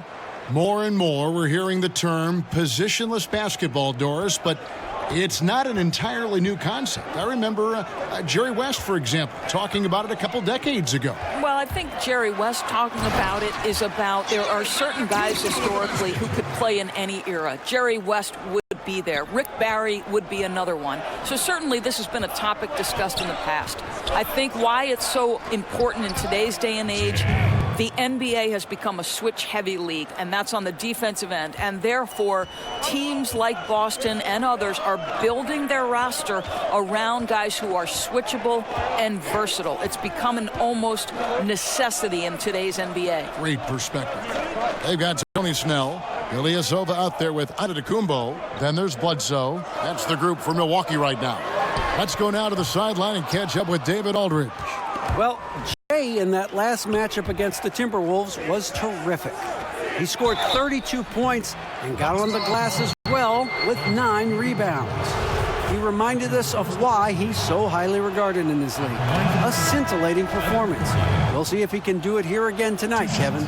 Okay, David, no doubt he'll have the defense focused on him here after that stunning game last time out. You better believe it. He'll be looking at double teams, guys up in his jersey all game long. I think that's the way this guy likes it. He wants a challenge. It makes him more focused, more determined to show what a force he can be.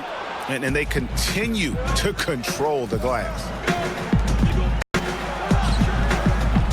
A chance to extend the lead to double digits, but it's no good. To the paint, DiVincenzo.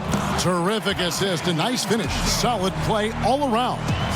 And they're beginning to just flat out fall apart defensively right now, especially on the interior. The shot's good from Jay. Yeah, I thought he was rushing his shot early on, but not here in the second quarter. Bucks trail by 9. 1:11 left in the first half of basketball. Bledsoe, 2 free throws coming up, and they call the shooting foul. And boy, his speed with the rock, especially when he puts his head down on the drive, that's remarkable. Bledsoe forcing the defender's hand there. The Bucks shooting their first free throws of the night, and he knocks down the first one. And the Bucks making a change here. Connaughton's checked in, and a switcher also for Orlando. Dellavedova's checked in. Here's Jay, and that one is stuffed right through. And he just dangles from the bucket after sending that one through. And you can see which team has the swagger right now. Milwaukee's gone 0-3 from beyond the arc to start the second quarter. Bledsoe finds Antetokounmpo. Shoots over Isaac. That one's good, and the Magic lead is cut down to 7 on the bucket from Antetokounmpo. Boy, Kev, I love his game. He can hurt you in so many different ways. And slams it home and gets some camera time on the end of it. He did. He spent a while up on that rim, didn't he? For Milwaukee, they've gone 5 of 11 from the field since the beginning of the second quarter. That's no basket. His third miss in 8 tries. Jay, defended by Ilyasova. There's the basket and make it a double-digit lead. Isaac's got his first basket of the night. Yeah, the chemistry has been terrific. Really impressed with their offensive execution. Bledsoe outside.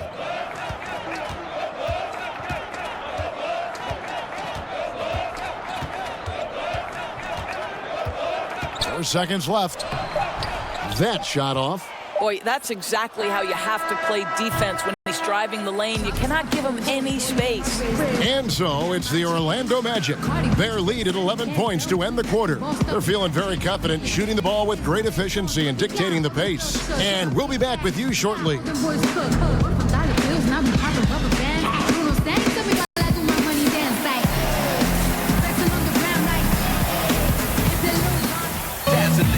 And with a big gap on the scoreboard, the second half begins with very different goals for these teams. One side trying to mount a comeback, one side trying to protect their lead.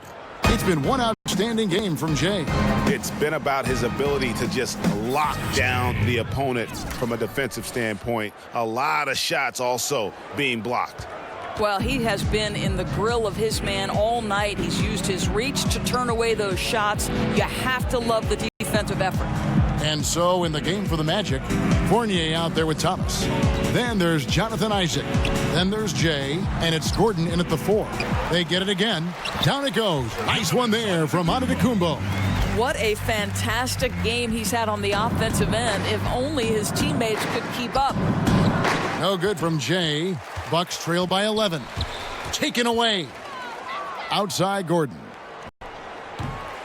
Misses off the left iron. Man, right play, wrong result on that one. Generally, you knock those down. Yeah, that's a surprising miss, Greg. I have a feeling if they get that shot again, they'll knock it down next time. DiVincenzo. It's hauled in by Gordon. Gordon's got 4 rebounds now tonight. Here's Jay. Once again off the mark, Orlando. I don't like their energy level since the break, right? They've missed 3 of their first 4 shots. Bledsoe against Thomas. The kick out to Antetokounmpo. Isaac with the steal. Thomas passes to Jay. Some nice ball movement by the Magic. For 3. Rebounded by Maker.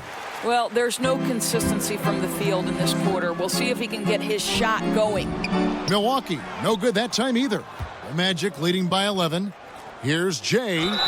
Whistle blows. Bucket is good, and he'll have a chance at the line to make it a three-point play. And 10 of their last 12 coming off assists. Both teams deciding to change it up. He's gone 3 for 4 from the line. You know, this is not an area where they expect him to contribute. You know, he's a guy that shot below 70% last season. And so the timeout by Nick Nurse here. Well, we've seen a few true marksmen enter the league lately, Doris, which may someday be in the conversation of best shooter in the league. Any names come to mind? Wow, this is a great one to try to, forecast into the future. Certainly you think of a guy out in Phoenix by the name of Devin Booker, an explosive scorer, can do it in a lot of different ways, but when he starts to cook from beyond the arc, boy, it is really something special to watch. Lauri Markkanen in Chicago, as that team continues to try to rebuild and reload, he becomes even more dangerous if they can put some talent around him. Those are just 2 names. Jason Tatum proved that he was probably a better shooter from deep than people thought. Brogdon kicks to Cephalosha. Just 5 to shoot. From beyond the arc, good on the three-point shot. Cephalosha's got his first 3 points of the game. A little under 2.5 minutes gone by here in the third. Lets it go from the wing. Misses off the right iron. And here's Cephalosha. He brings it up for Milwaukee. They trail by 11. They'll be playing host to Toronto for the next one. And that game is the second of 2 straight at home. Here's Jay. Uses the glass to finish the layup. Jay's got 7 points for the quarter. How many times have we seen a possession like that from them today? Ending with a basket, coming off a pretty pass. Rondo against Bledsoe. Pass to Brogdon.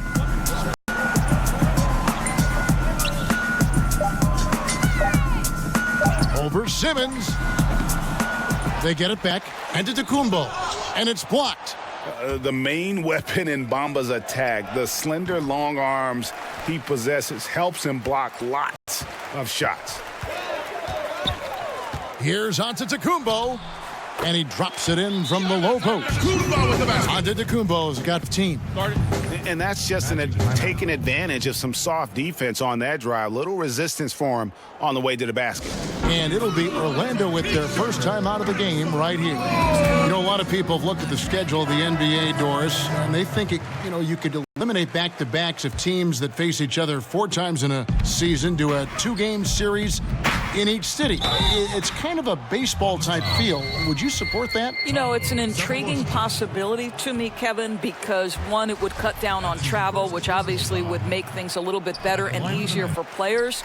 The travel schedule is taxing, particularly on back-to-backs. And so I don't know if there would be an opportunity for Adam Silver to maybe somehow run a test case. Would you be willing to put it in for a season, see how it fits in the overall context of the season? But it is an intriguing idea, and we are trying to improve the product no matter which way we go. Wow, something's brewing, guys. The three-pointers just continue to flow. That one drops for him. And the Magic lead by 10. Not a lot of resistance on the inside, and they're taking full advantage. Brogdon against Rondo. It's blocked, and it's out of bounds to the Bucks as Milwaukee retains possession. Jerebko's checked in for Orlando.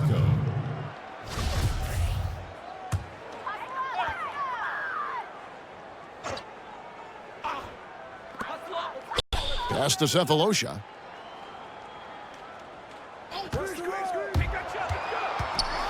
And Cephalosha with the jam. And how about the execution on that play? The screen was set up in exactly the right spot. And the finish wasn't too bad either. Just great timing on that play, too, guys. Makes it impossible for the defense to react. Here's Jerebko and a good offensive board. And he gets the bucket. Just a solid performance on the interior. The rebounding has been off the charts. Rondo against Brogdon. 12 seconds left in the third quarter of the game. Just 4 to shoot. Floats one. It's not going to go for him. Gets it to very close range, but there was no way the defense going to back off and give him that layup. And as we end the third quarter, a double-digit deficit will make it tough to come back. Magic out in front, leading by 10. And after a quick break, we're going to come right back with the start of the fourth quarter.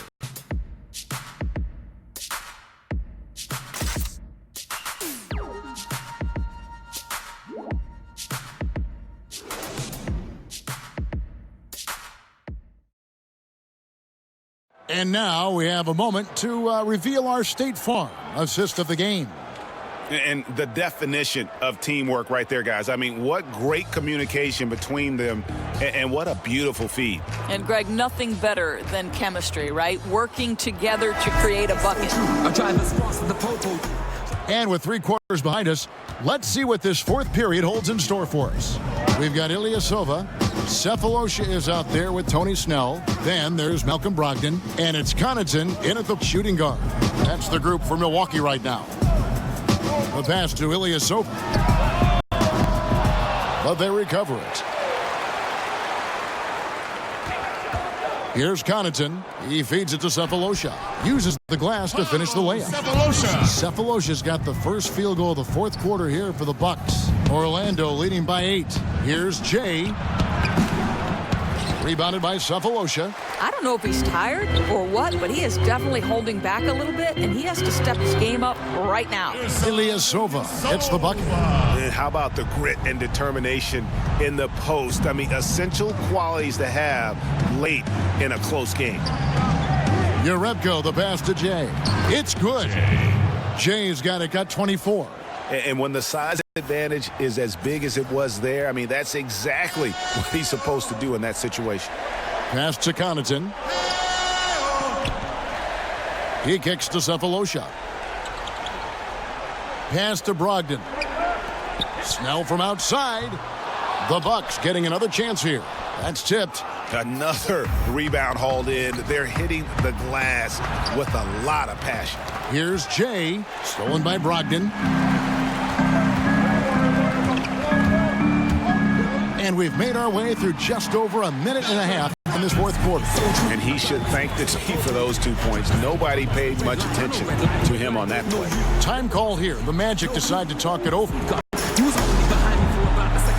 So look at his face. Coach, this is the same face that all the bouncers see. For the Magic, Aaron Gordon comes in for Jerebko. And Isaac subbed in for Baldwin. And so here's Orlando. They host the Clippers after this game. That game marks the first half of a quick 2-game homestand. Isaiah Thomas has a tremendous basketball IQ. His instinct is to score, but can he get his guys open? You bet. Here is Bledsoe.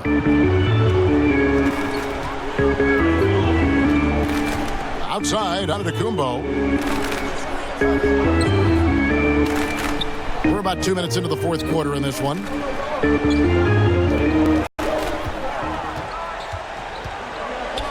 Pass to Maker from deep.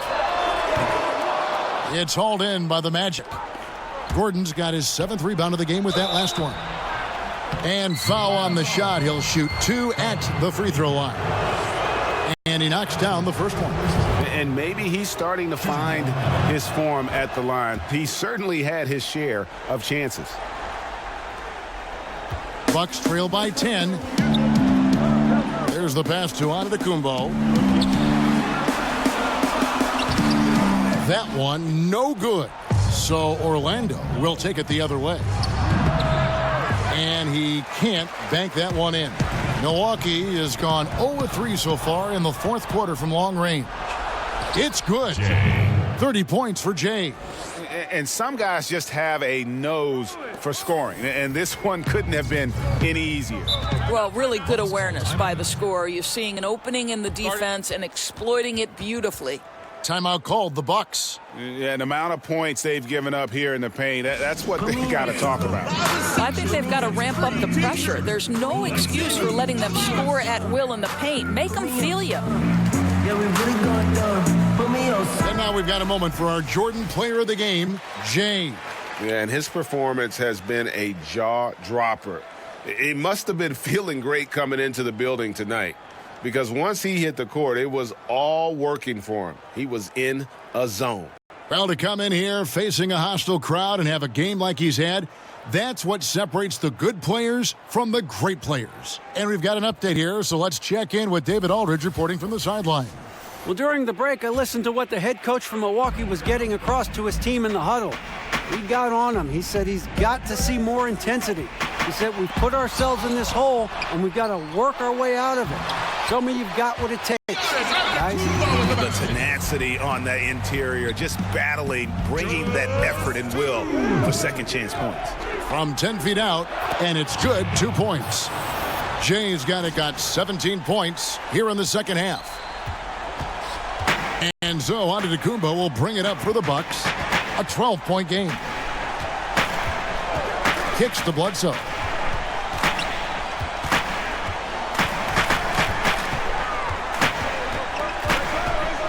No one near him. And it's in there. You wouldn't call him a mid-range specialist, but if you give Bledsoe any room, he will pop it in your eye. Jay, the pass to Gordon. Fires it up. And the shot falls short this time. Yeah, bad shot there. Trust is lacking. You got to be willing to make the extra pass. I'm not sure why he doesn't continue to move the basketball. Would have served that team much better. Antetokounmpo, no good. Orlando leading by 10. And we'll just watch the clock wind down, guys, in what will turn out to be a win here for Orlando. This was a physical game. Yeah, I mean, they were aware of the rotations defensively and were able to attack the rim. And so with this win, they'll move to 6 victories on the season. And once it becomes official, this win gives them a nice confidence boost against this team. They'll face them twice more this season. And, you know, when you look at the huge impact he had, just a monster game for Jay. Well, you couldn't help but notice how well this guy protected the rim. There was an intimidation factor thanks to his defense. No easy shots in his neighborhood tonight. Top of the key, Ilyasova. Antetokounmpo looking over the floor.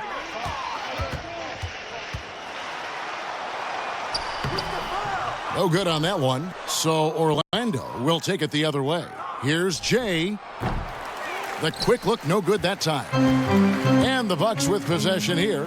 They trail by 14. Bledsoe outside. No good with the triple. And the Magic with possession. They're on a 14-6 run. Jay unable to get that one. To the inside. And the basket by Maker. You always hear about chemistry. That's a perfect example, knowing where each other is at all times. And so it's Orlando taking this one by a big margin. They came in here and took care of business like they were the home team. And Kevin, how about the mental toughness that this group showed? They were never rattled at all by the opposing fans. Well, folks, that's going to do it for now. For Doris Burke, David Aldridge, Greg Anthony, and the rest of our terrific 2K Sports crew, this is Kevin Harlan saying thanks for watching. We'll see you next time.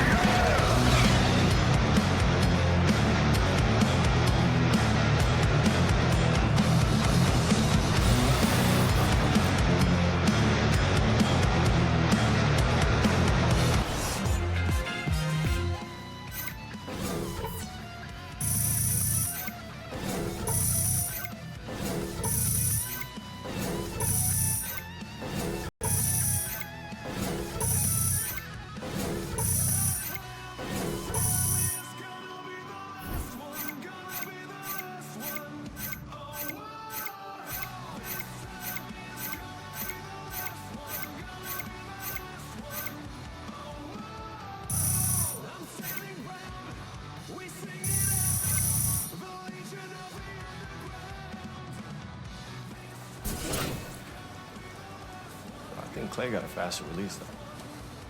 Oh, is that? Yeah. I don't know. Debatable.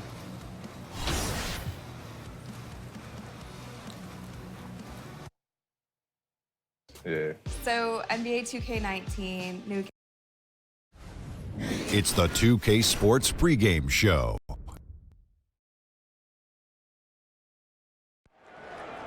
Okay, basketball fans, with me, Kenny the Jet Smith, Shaquille O'Neal.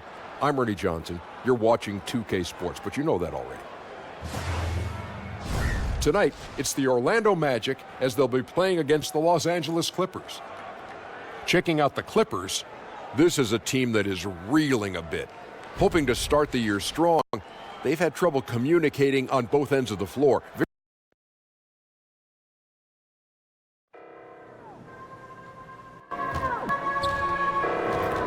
A reminder, fan.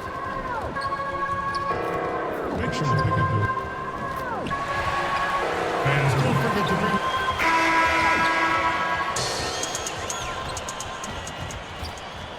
And now your Orlando Magic starting lineup.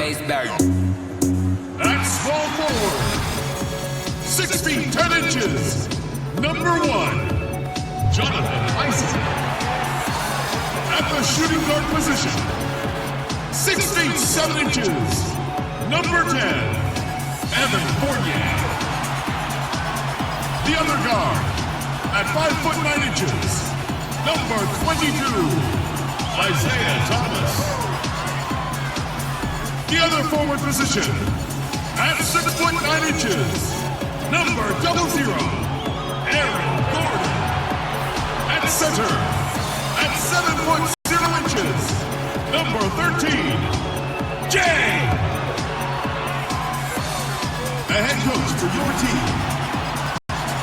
Once again, your Orlando Magic.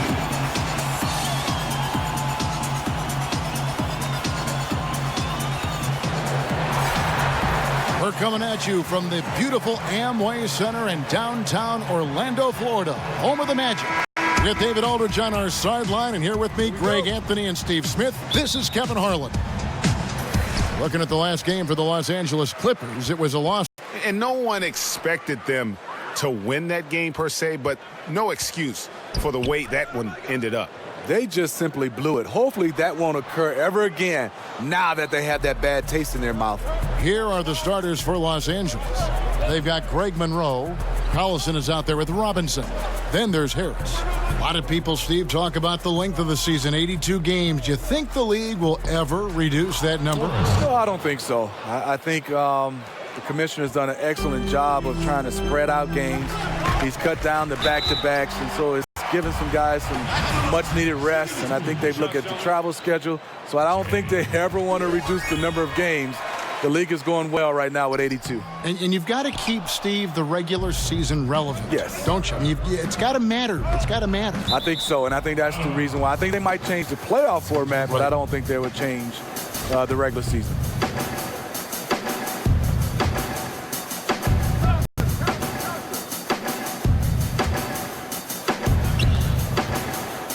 Thomas against Collison. Orlando grabs the miss. And he makes no mistake on the slam dunk. And watch out, you don't bring the whole basket down on top of you, young fella. I don't think he ever wanted to let go of the rim. Outside, Robinson. Passes it to Harris. Over Gordon. A nice shot by Harris. Nice bucket. The polished inside game. Something Harris relies on. And let's catch up with our sideline reporter, David Aldridge.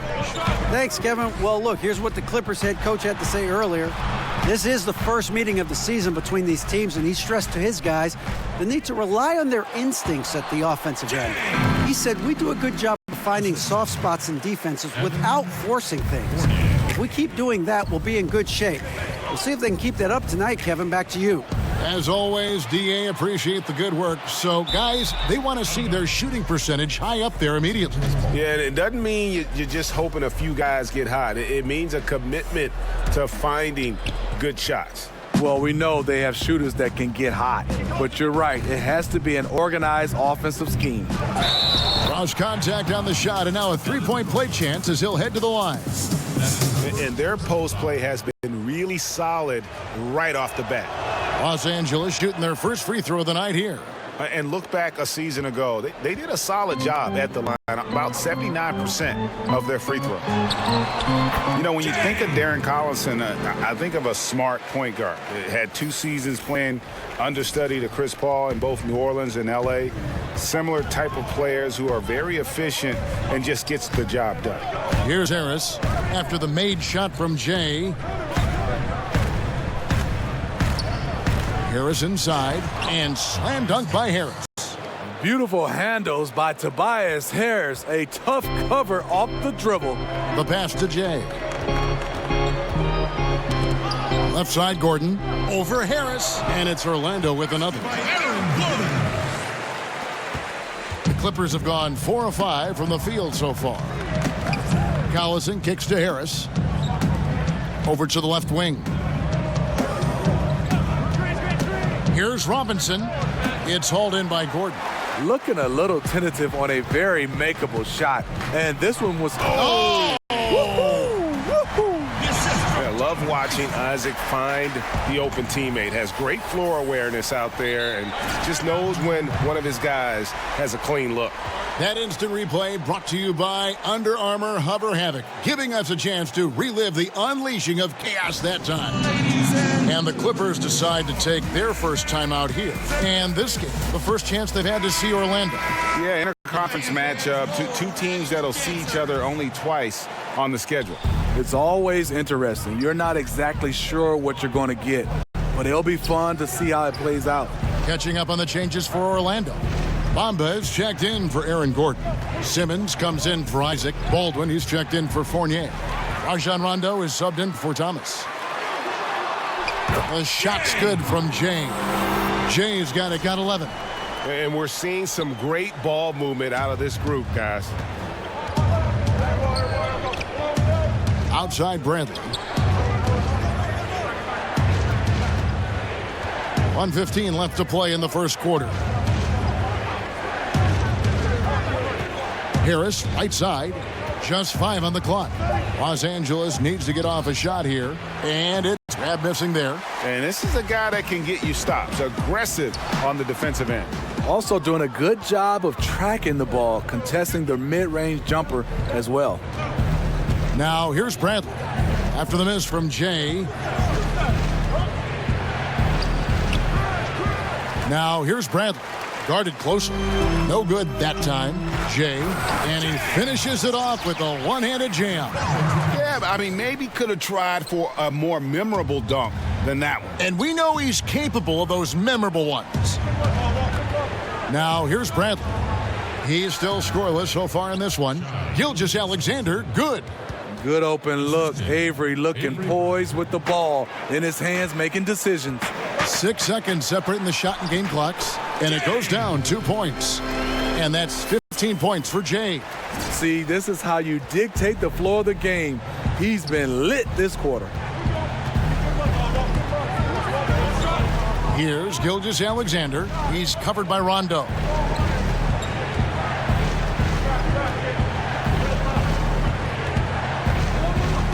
Here's Gilgeous-Alexander. His last outing, he had 8 points. Here's Harris. And he wills that one in, sinking right through off the back iron. We've got more NBA basketball coming your way in just a minute.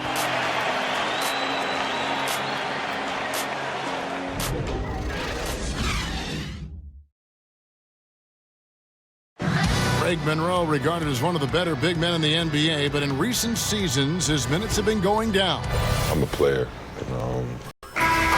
Professional mindset. Monroe is seasoned veteran, ready to go when his name is called. It's challenging to accept a different or lesser role, but Monroe is approaching it like a true pro. And hope you've enjoyed the broadcast so far. Halfway through the first half in this one. And from what we've seen from Orlando, what do you guys see? Yeah, I mean, so many of their points coming in the paint that they're running the offense all the way through. And you know their coach likes it, working for high percentage looks and converting them.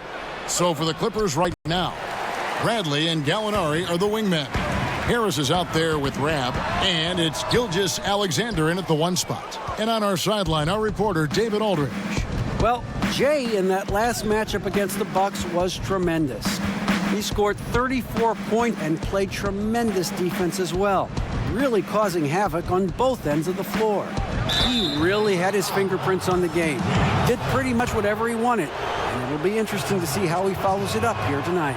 Great, David. Appreciate it. Well, he set the bar pretty high for himself with that performance. He did. I mean, but we know he's going to try to raise that bar again tonight. No matter how good he is, he's always thinking he can do better. It's going to be tough. I'm sure their entire defensive game plan is centered around how to stop him. They're going to be all over him. That's one of those where you think you've got it, you relax for just a second, and then you're kicking yourself. Lets the three fly. The Magic again can't hit. The Clippers trail. We've got plenty of great ball handlers in this game, but when you talk about the best of the best, Steve, who comes to mind? Great ball handlers in the league right now. I think Kyrie Irving, Steph Curry, James Harden, Chris Paul, Kemba Walker. Those are some of the names that stand out for me, and those are kind of the guards. But for me, now you're starting to see the Giannis Antetokounmpo, the guys at that size, Kevin Durant being able to handle the basketball. So those names are the kind of the names that stick out for me. Got a piece of it. Here's Gilgeous-Alexander, defended by Dellavedova, and it's Gallinari missing. If you're trying to keep the defense honest, that's the one you really have to make. Here's Jay. No good. Shot missing. And the Clippers will come the other way. No doubt it's been a bit of a struggle for him here in this quarter in terms of scoring. It's blocked. And the giant wingspan of Bamba strikes again. Just fantastic at spiking shots in a variety of ways. Good ball movement here by the Magic. No good from Jay. Not sure of the thought process on that one. Really bad shot selection. Well, you're playing for the team, not just yourself. They needed much better execution that trip down the floor. Rab, great positioning on the putback. Rab's got it all tied up now for the Clippers. You know, we talk about it all the time, guys. Those second chance buckets, always the result of that extra effort. And it'll be Orlando with their first time out of the game right here. They put up a nice win against the Bucks the last time out. I tell you what, how efficient they were. And a close game so far through the first two quarters as we reach halftime. Magic out in front, up 3. 2K Sports, back in a moment from the Amway Center.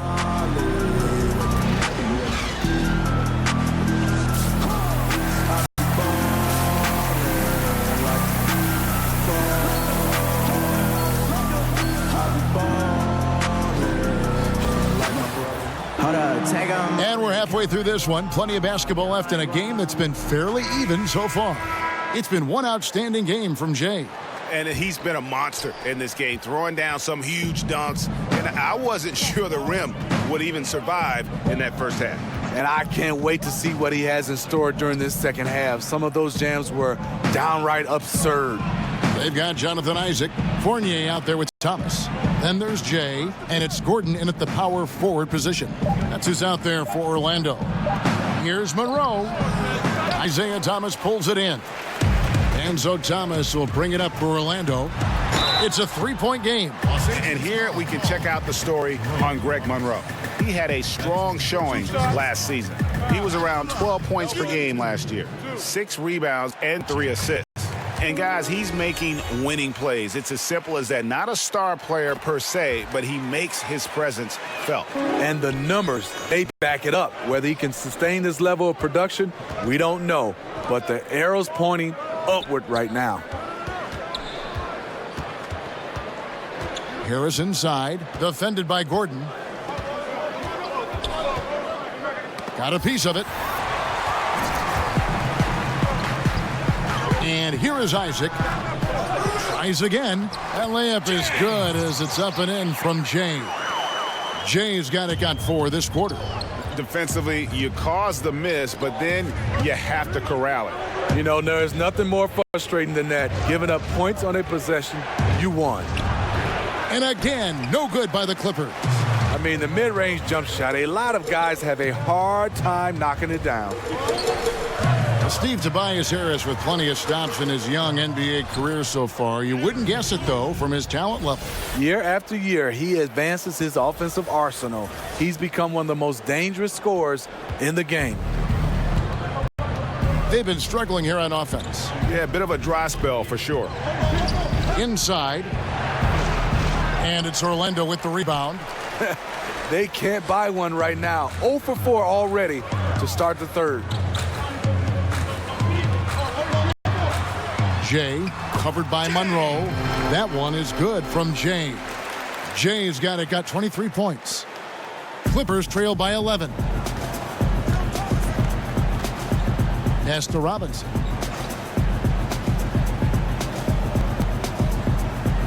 Pass to Harris. Back to Robinson.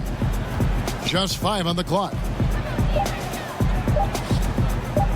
Shot to stop the run. Harris missing again. And that's the battle they haven't been winning today. Their work on the glass has been porous, and that's got to change. And Jay gets the whistle that time. That is his first foul of the game. Baldwin, he's checked in for Evan Fournier. For Los Angeles, they've gone 0 of 5 to the start of the second quarter. Extremely cold shooting coming out of the locker room. To the paint. Bradley passes to Rab. Here's Gilgeous-Alexander. Unloads from 13. Rebound by Jay.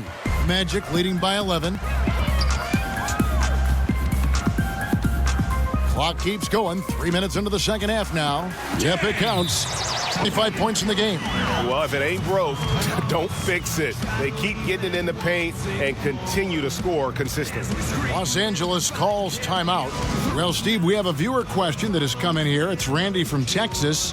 And let me see if I can. Oh, he says, what's your favorite basketball movie? The Fish That Saved Pittsburgh, Kevin. That's my favorite basketball movie. There's a lot of them. Is it really? But I would say that was probably number 1 for me. No kidding. Catching up on the changes for Orlando. Yarebko's checked in for Gordon. Jonathan Simmons comes in for Jonathan Isaac. Rajon Rondo is subbed in for Thomas. And with that basket, he's able to end a 10-0 run by the Magic. Baldwin the pass to Jay.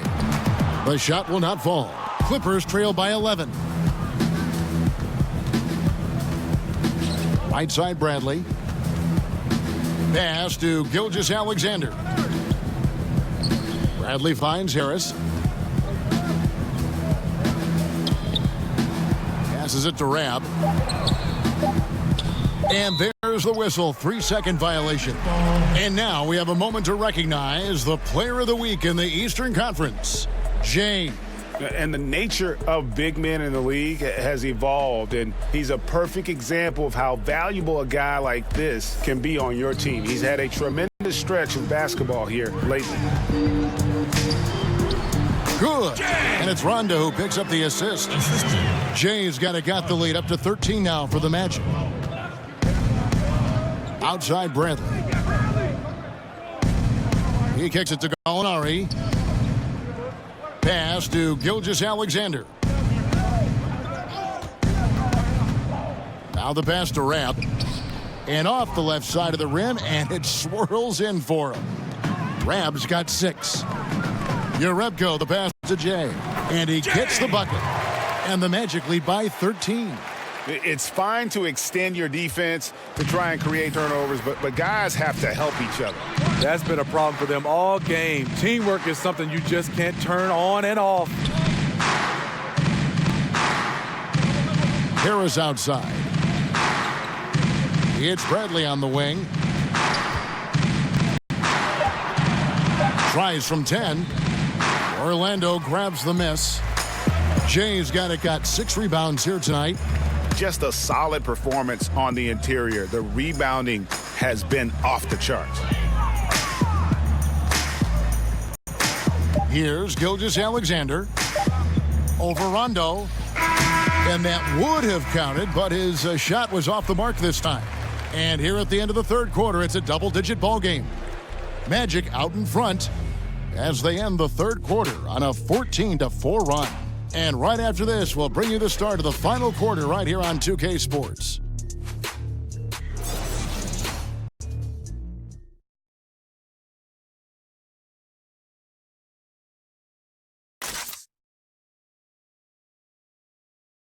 And let's go back to a terrific pass that we're calling tonight our State Farm assist of the game.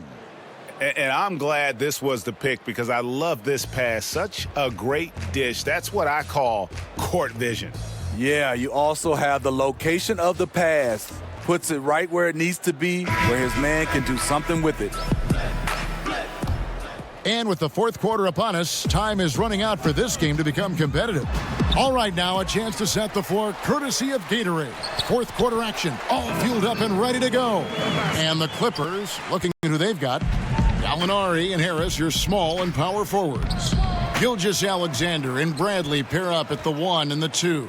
And it's Rhea in at the 5, patrolling the paint. And here's the fast break. Gallinari leading the way. That's good from Harris on the assist from Gallinari. A big part of what makes Harris a more physical player right now is he has filled out his frame, and he is able to finish through contact. And good passing, setting up a lot of these buckets right now, Kevin. That's been the key. Clippers trail by 15. Pass to Rab. Kicks to Harris. And Bamba pulls it down. Bamba's got 8 rebounds in this game. Simmons against Gallinari. Some nice ball movement by the Magic. Count it. 11 points for Mohamed Bamba. I like what he's given them tonight. Efficient offense that's helped fuel this lead. And the Clippers call time here. And look, you never want to see a team cut you this way. Really a good timeout. Some of this is just a matter of toughness, a willingness to play physical inside, something we're not seeing.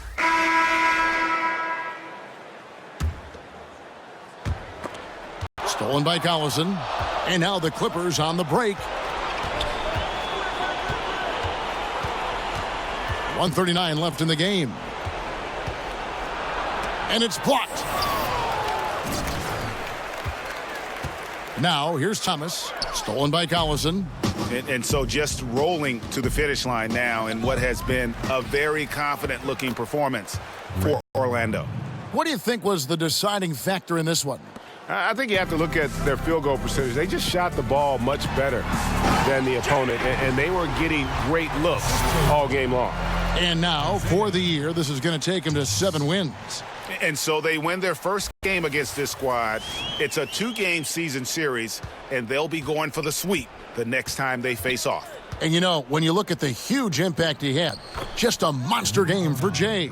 Every time he shot it, it seemed like it was going to drop in. And if it didn't, everyone was surprised. And he makes that one. Jay's got 16 points here in the second half. Still attacking, building on this lead coming down the stretch.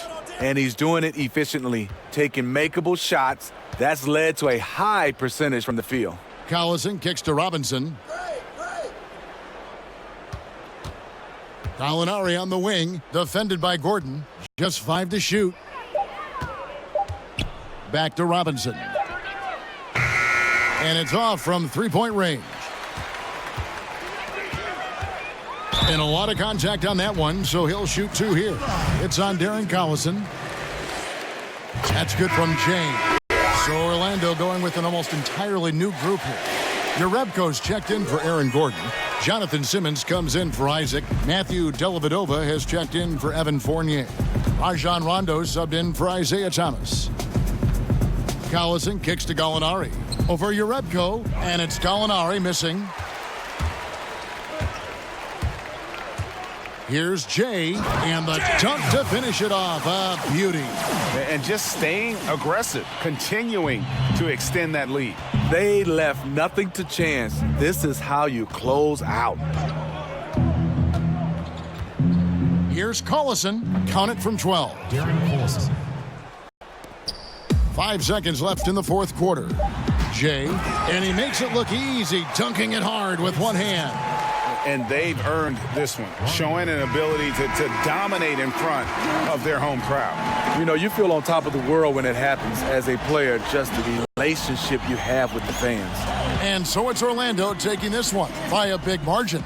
It was a tale of two teams tonight, one that was in total control, operating flawlessly, and the other just searching for answers that they could never find. I mean, the energy here is just so tremendous. Fans involved from the get-go, and once they started to really pour it on, it was fun to see that rhythm and flow from their perspective. And that'll wrap it up, folks. For David Aldridge, Greg Anthony, and Steve Smith, and the rest of our terrific 2K Sports crew, this is Kevin Harlan saying thanks for watching. So long and good night, everyone.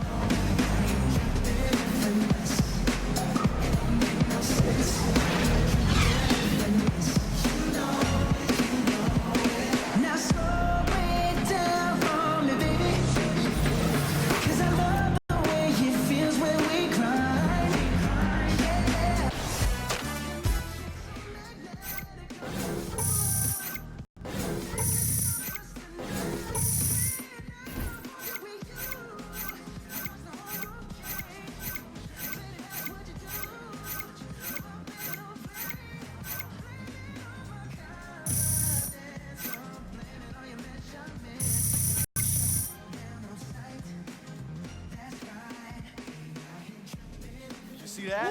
That's what I'm talking about. Man. Good game, baby.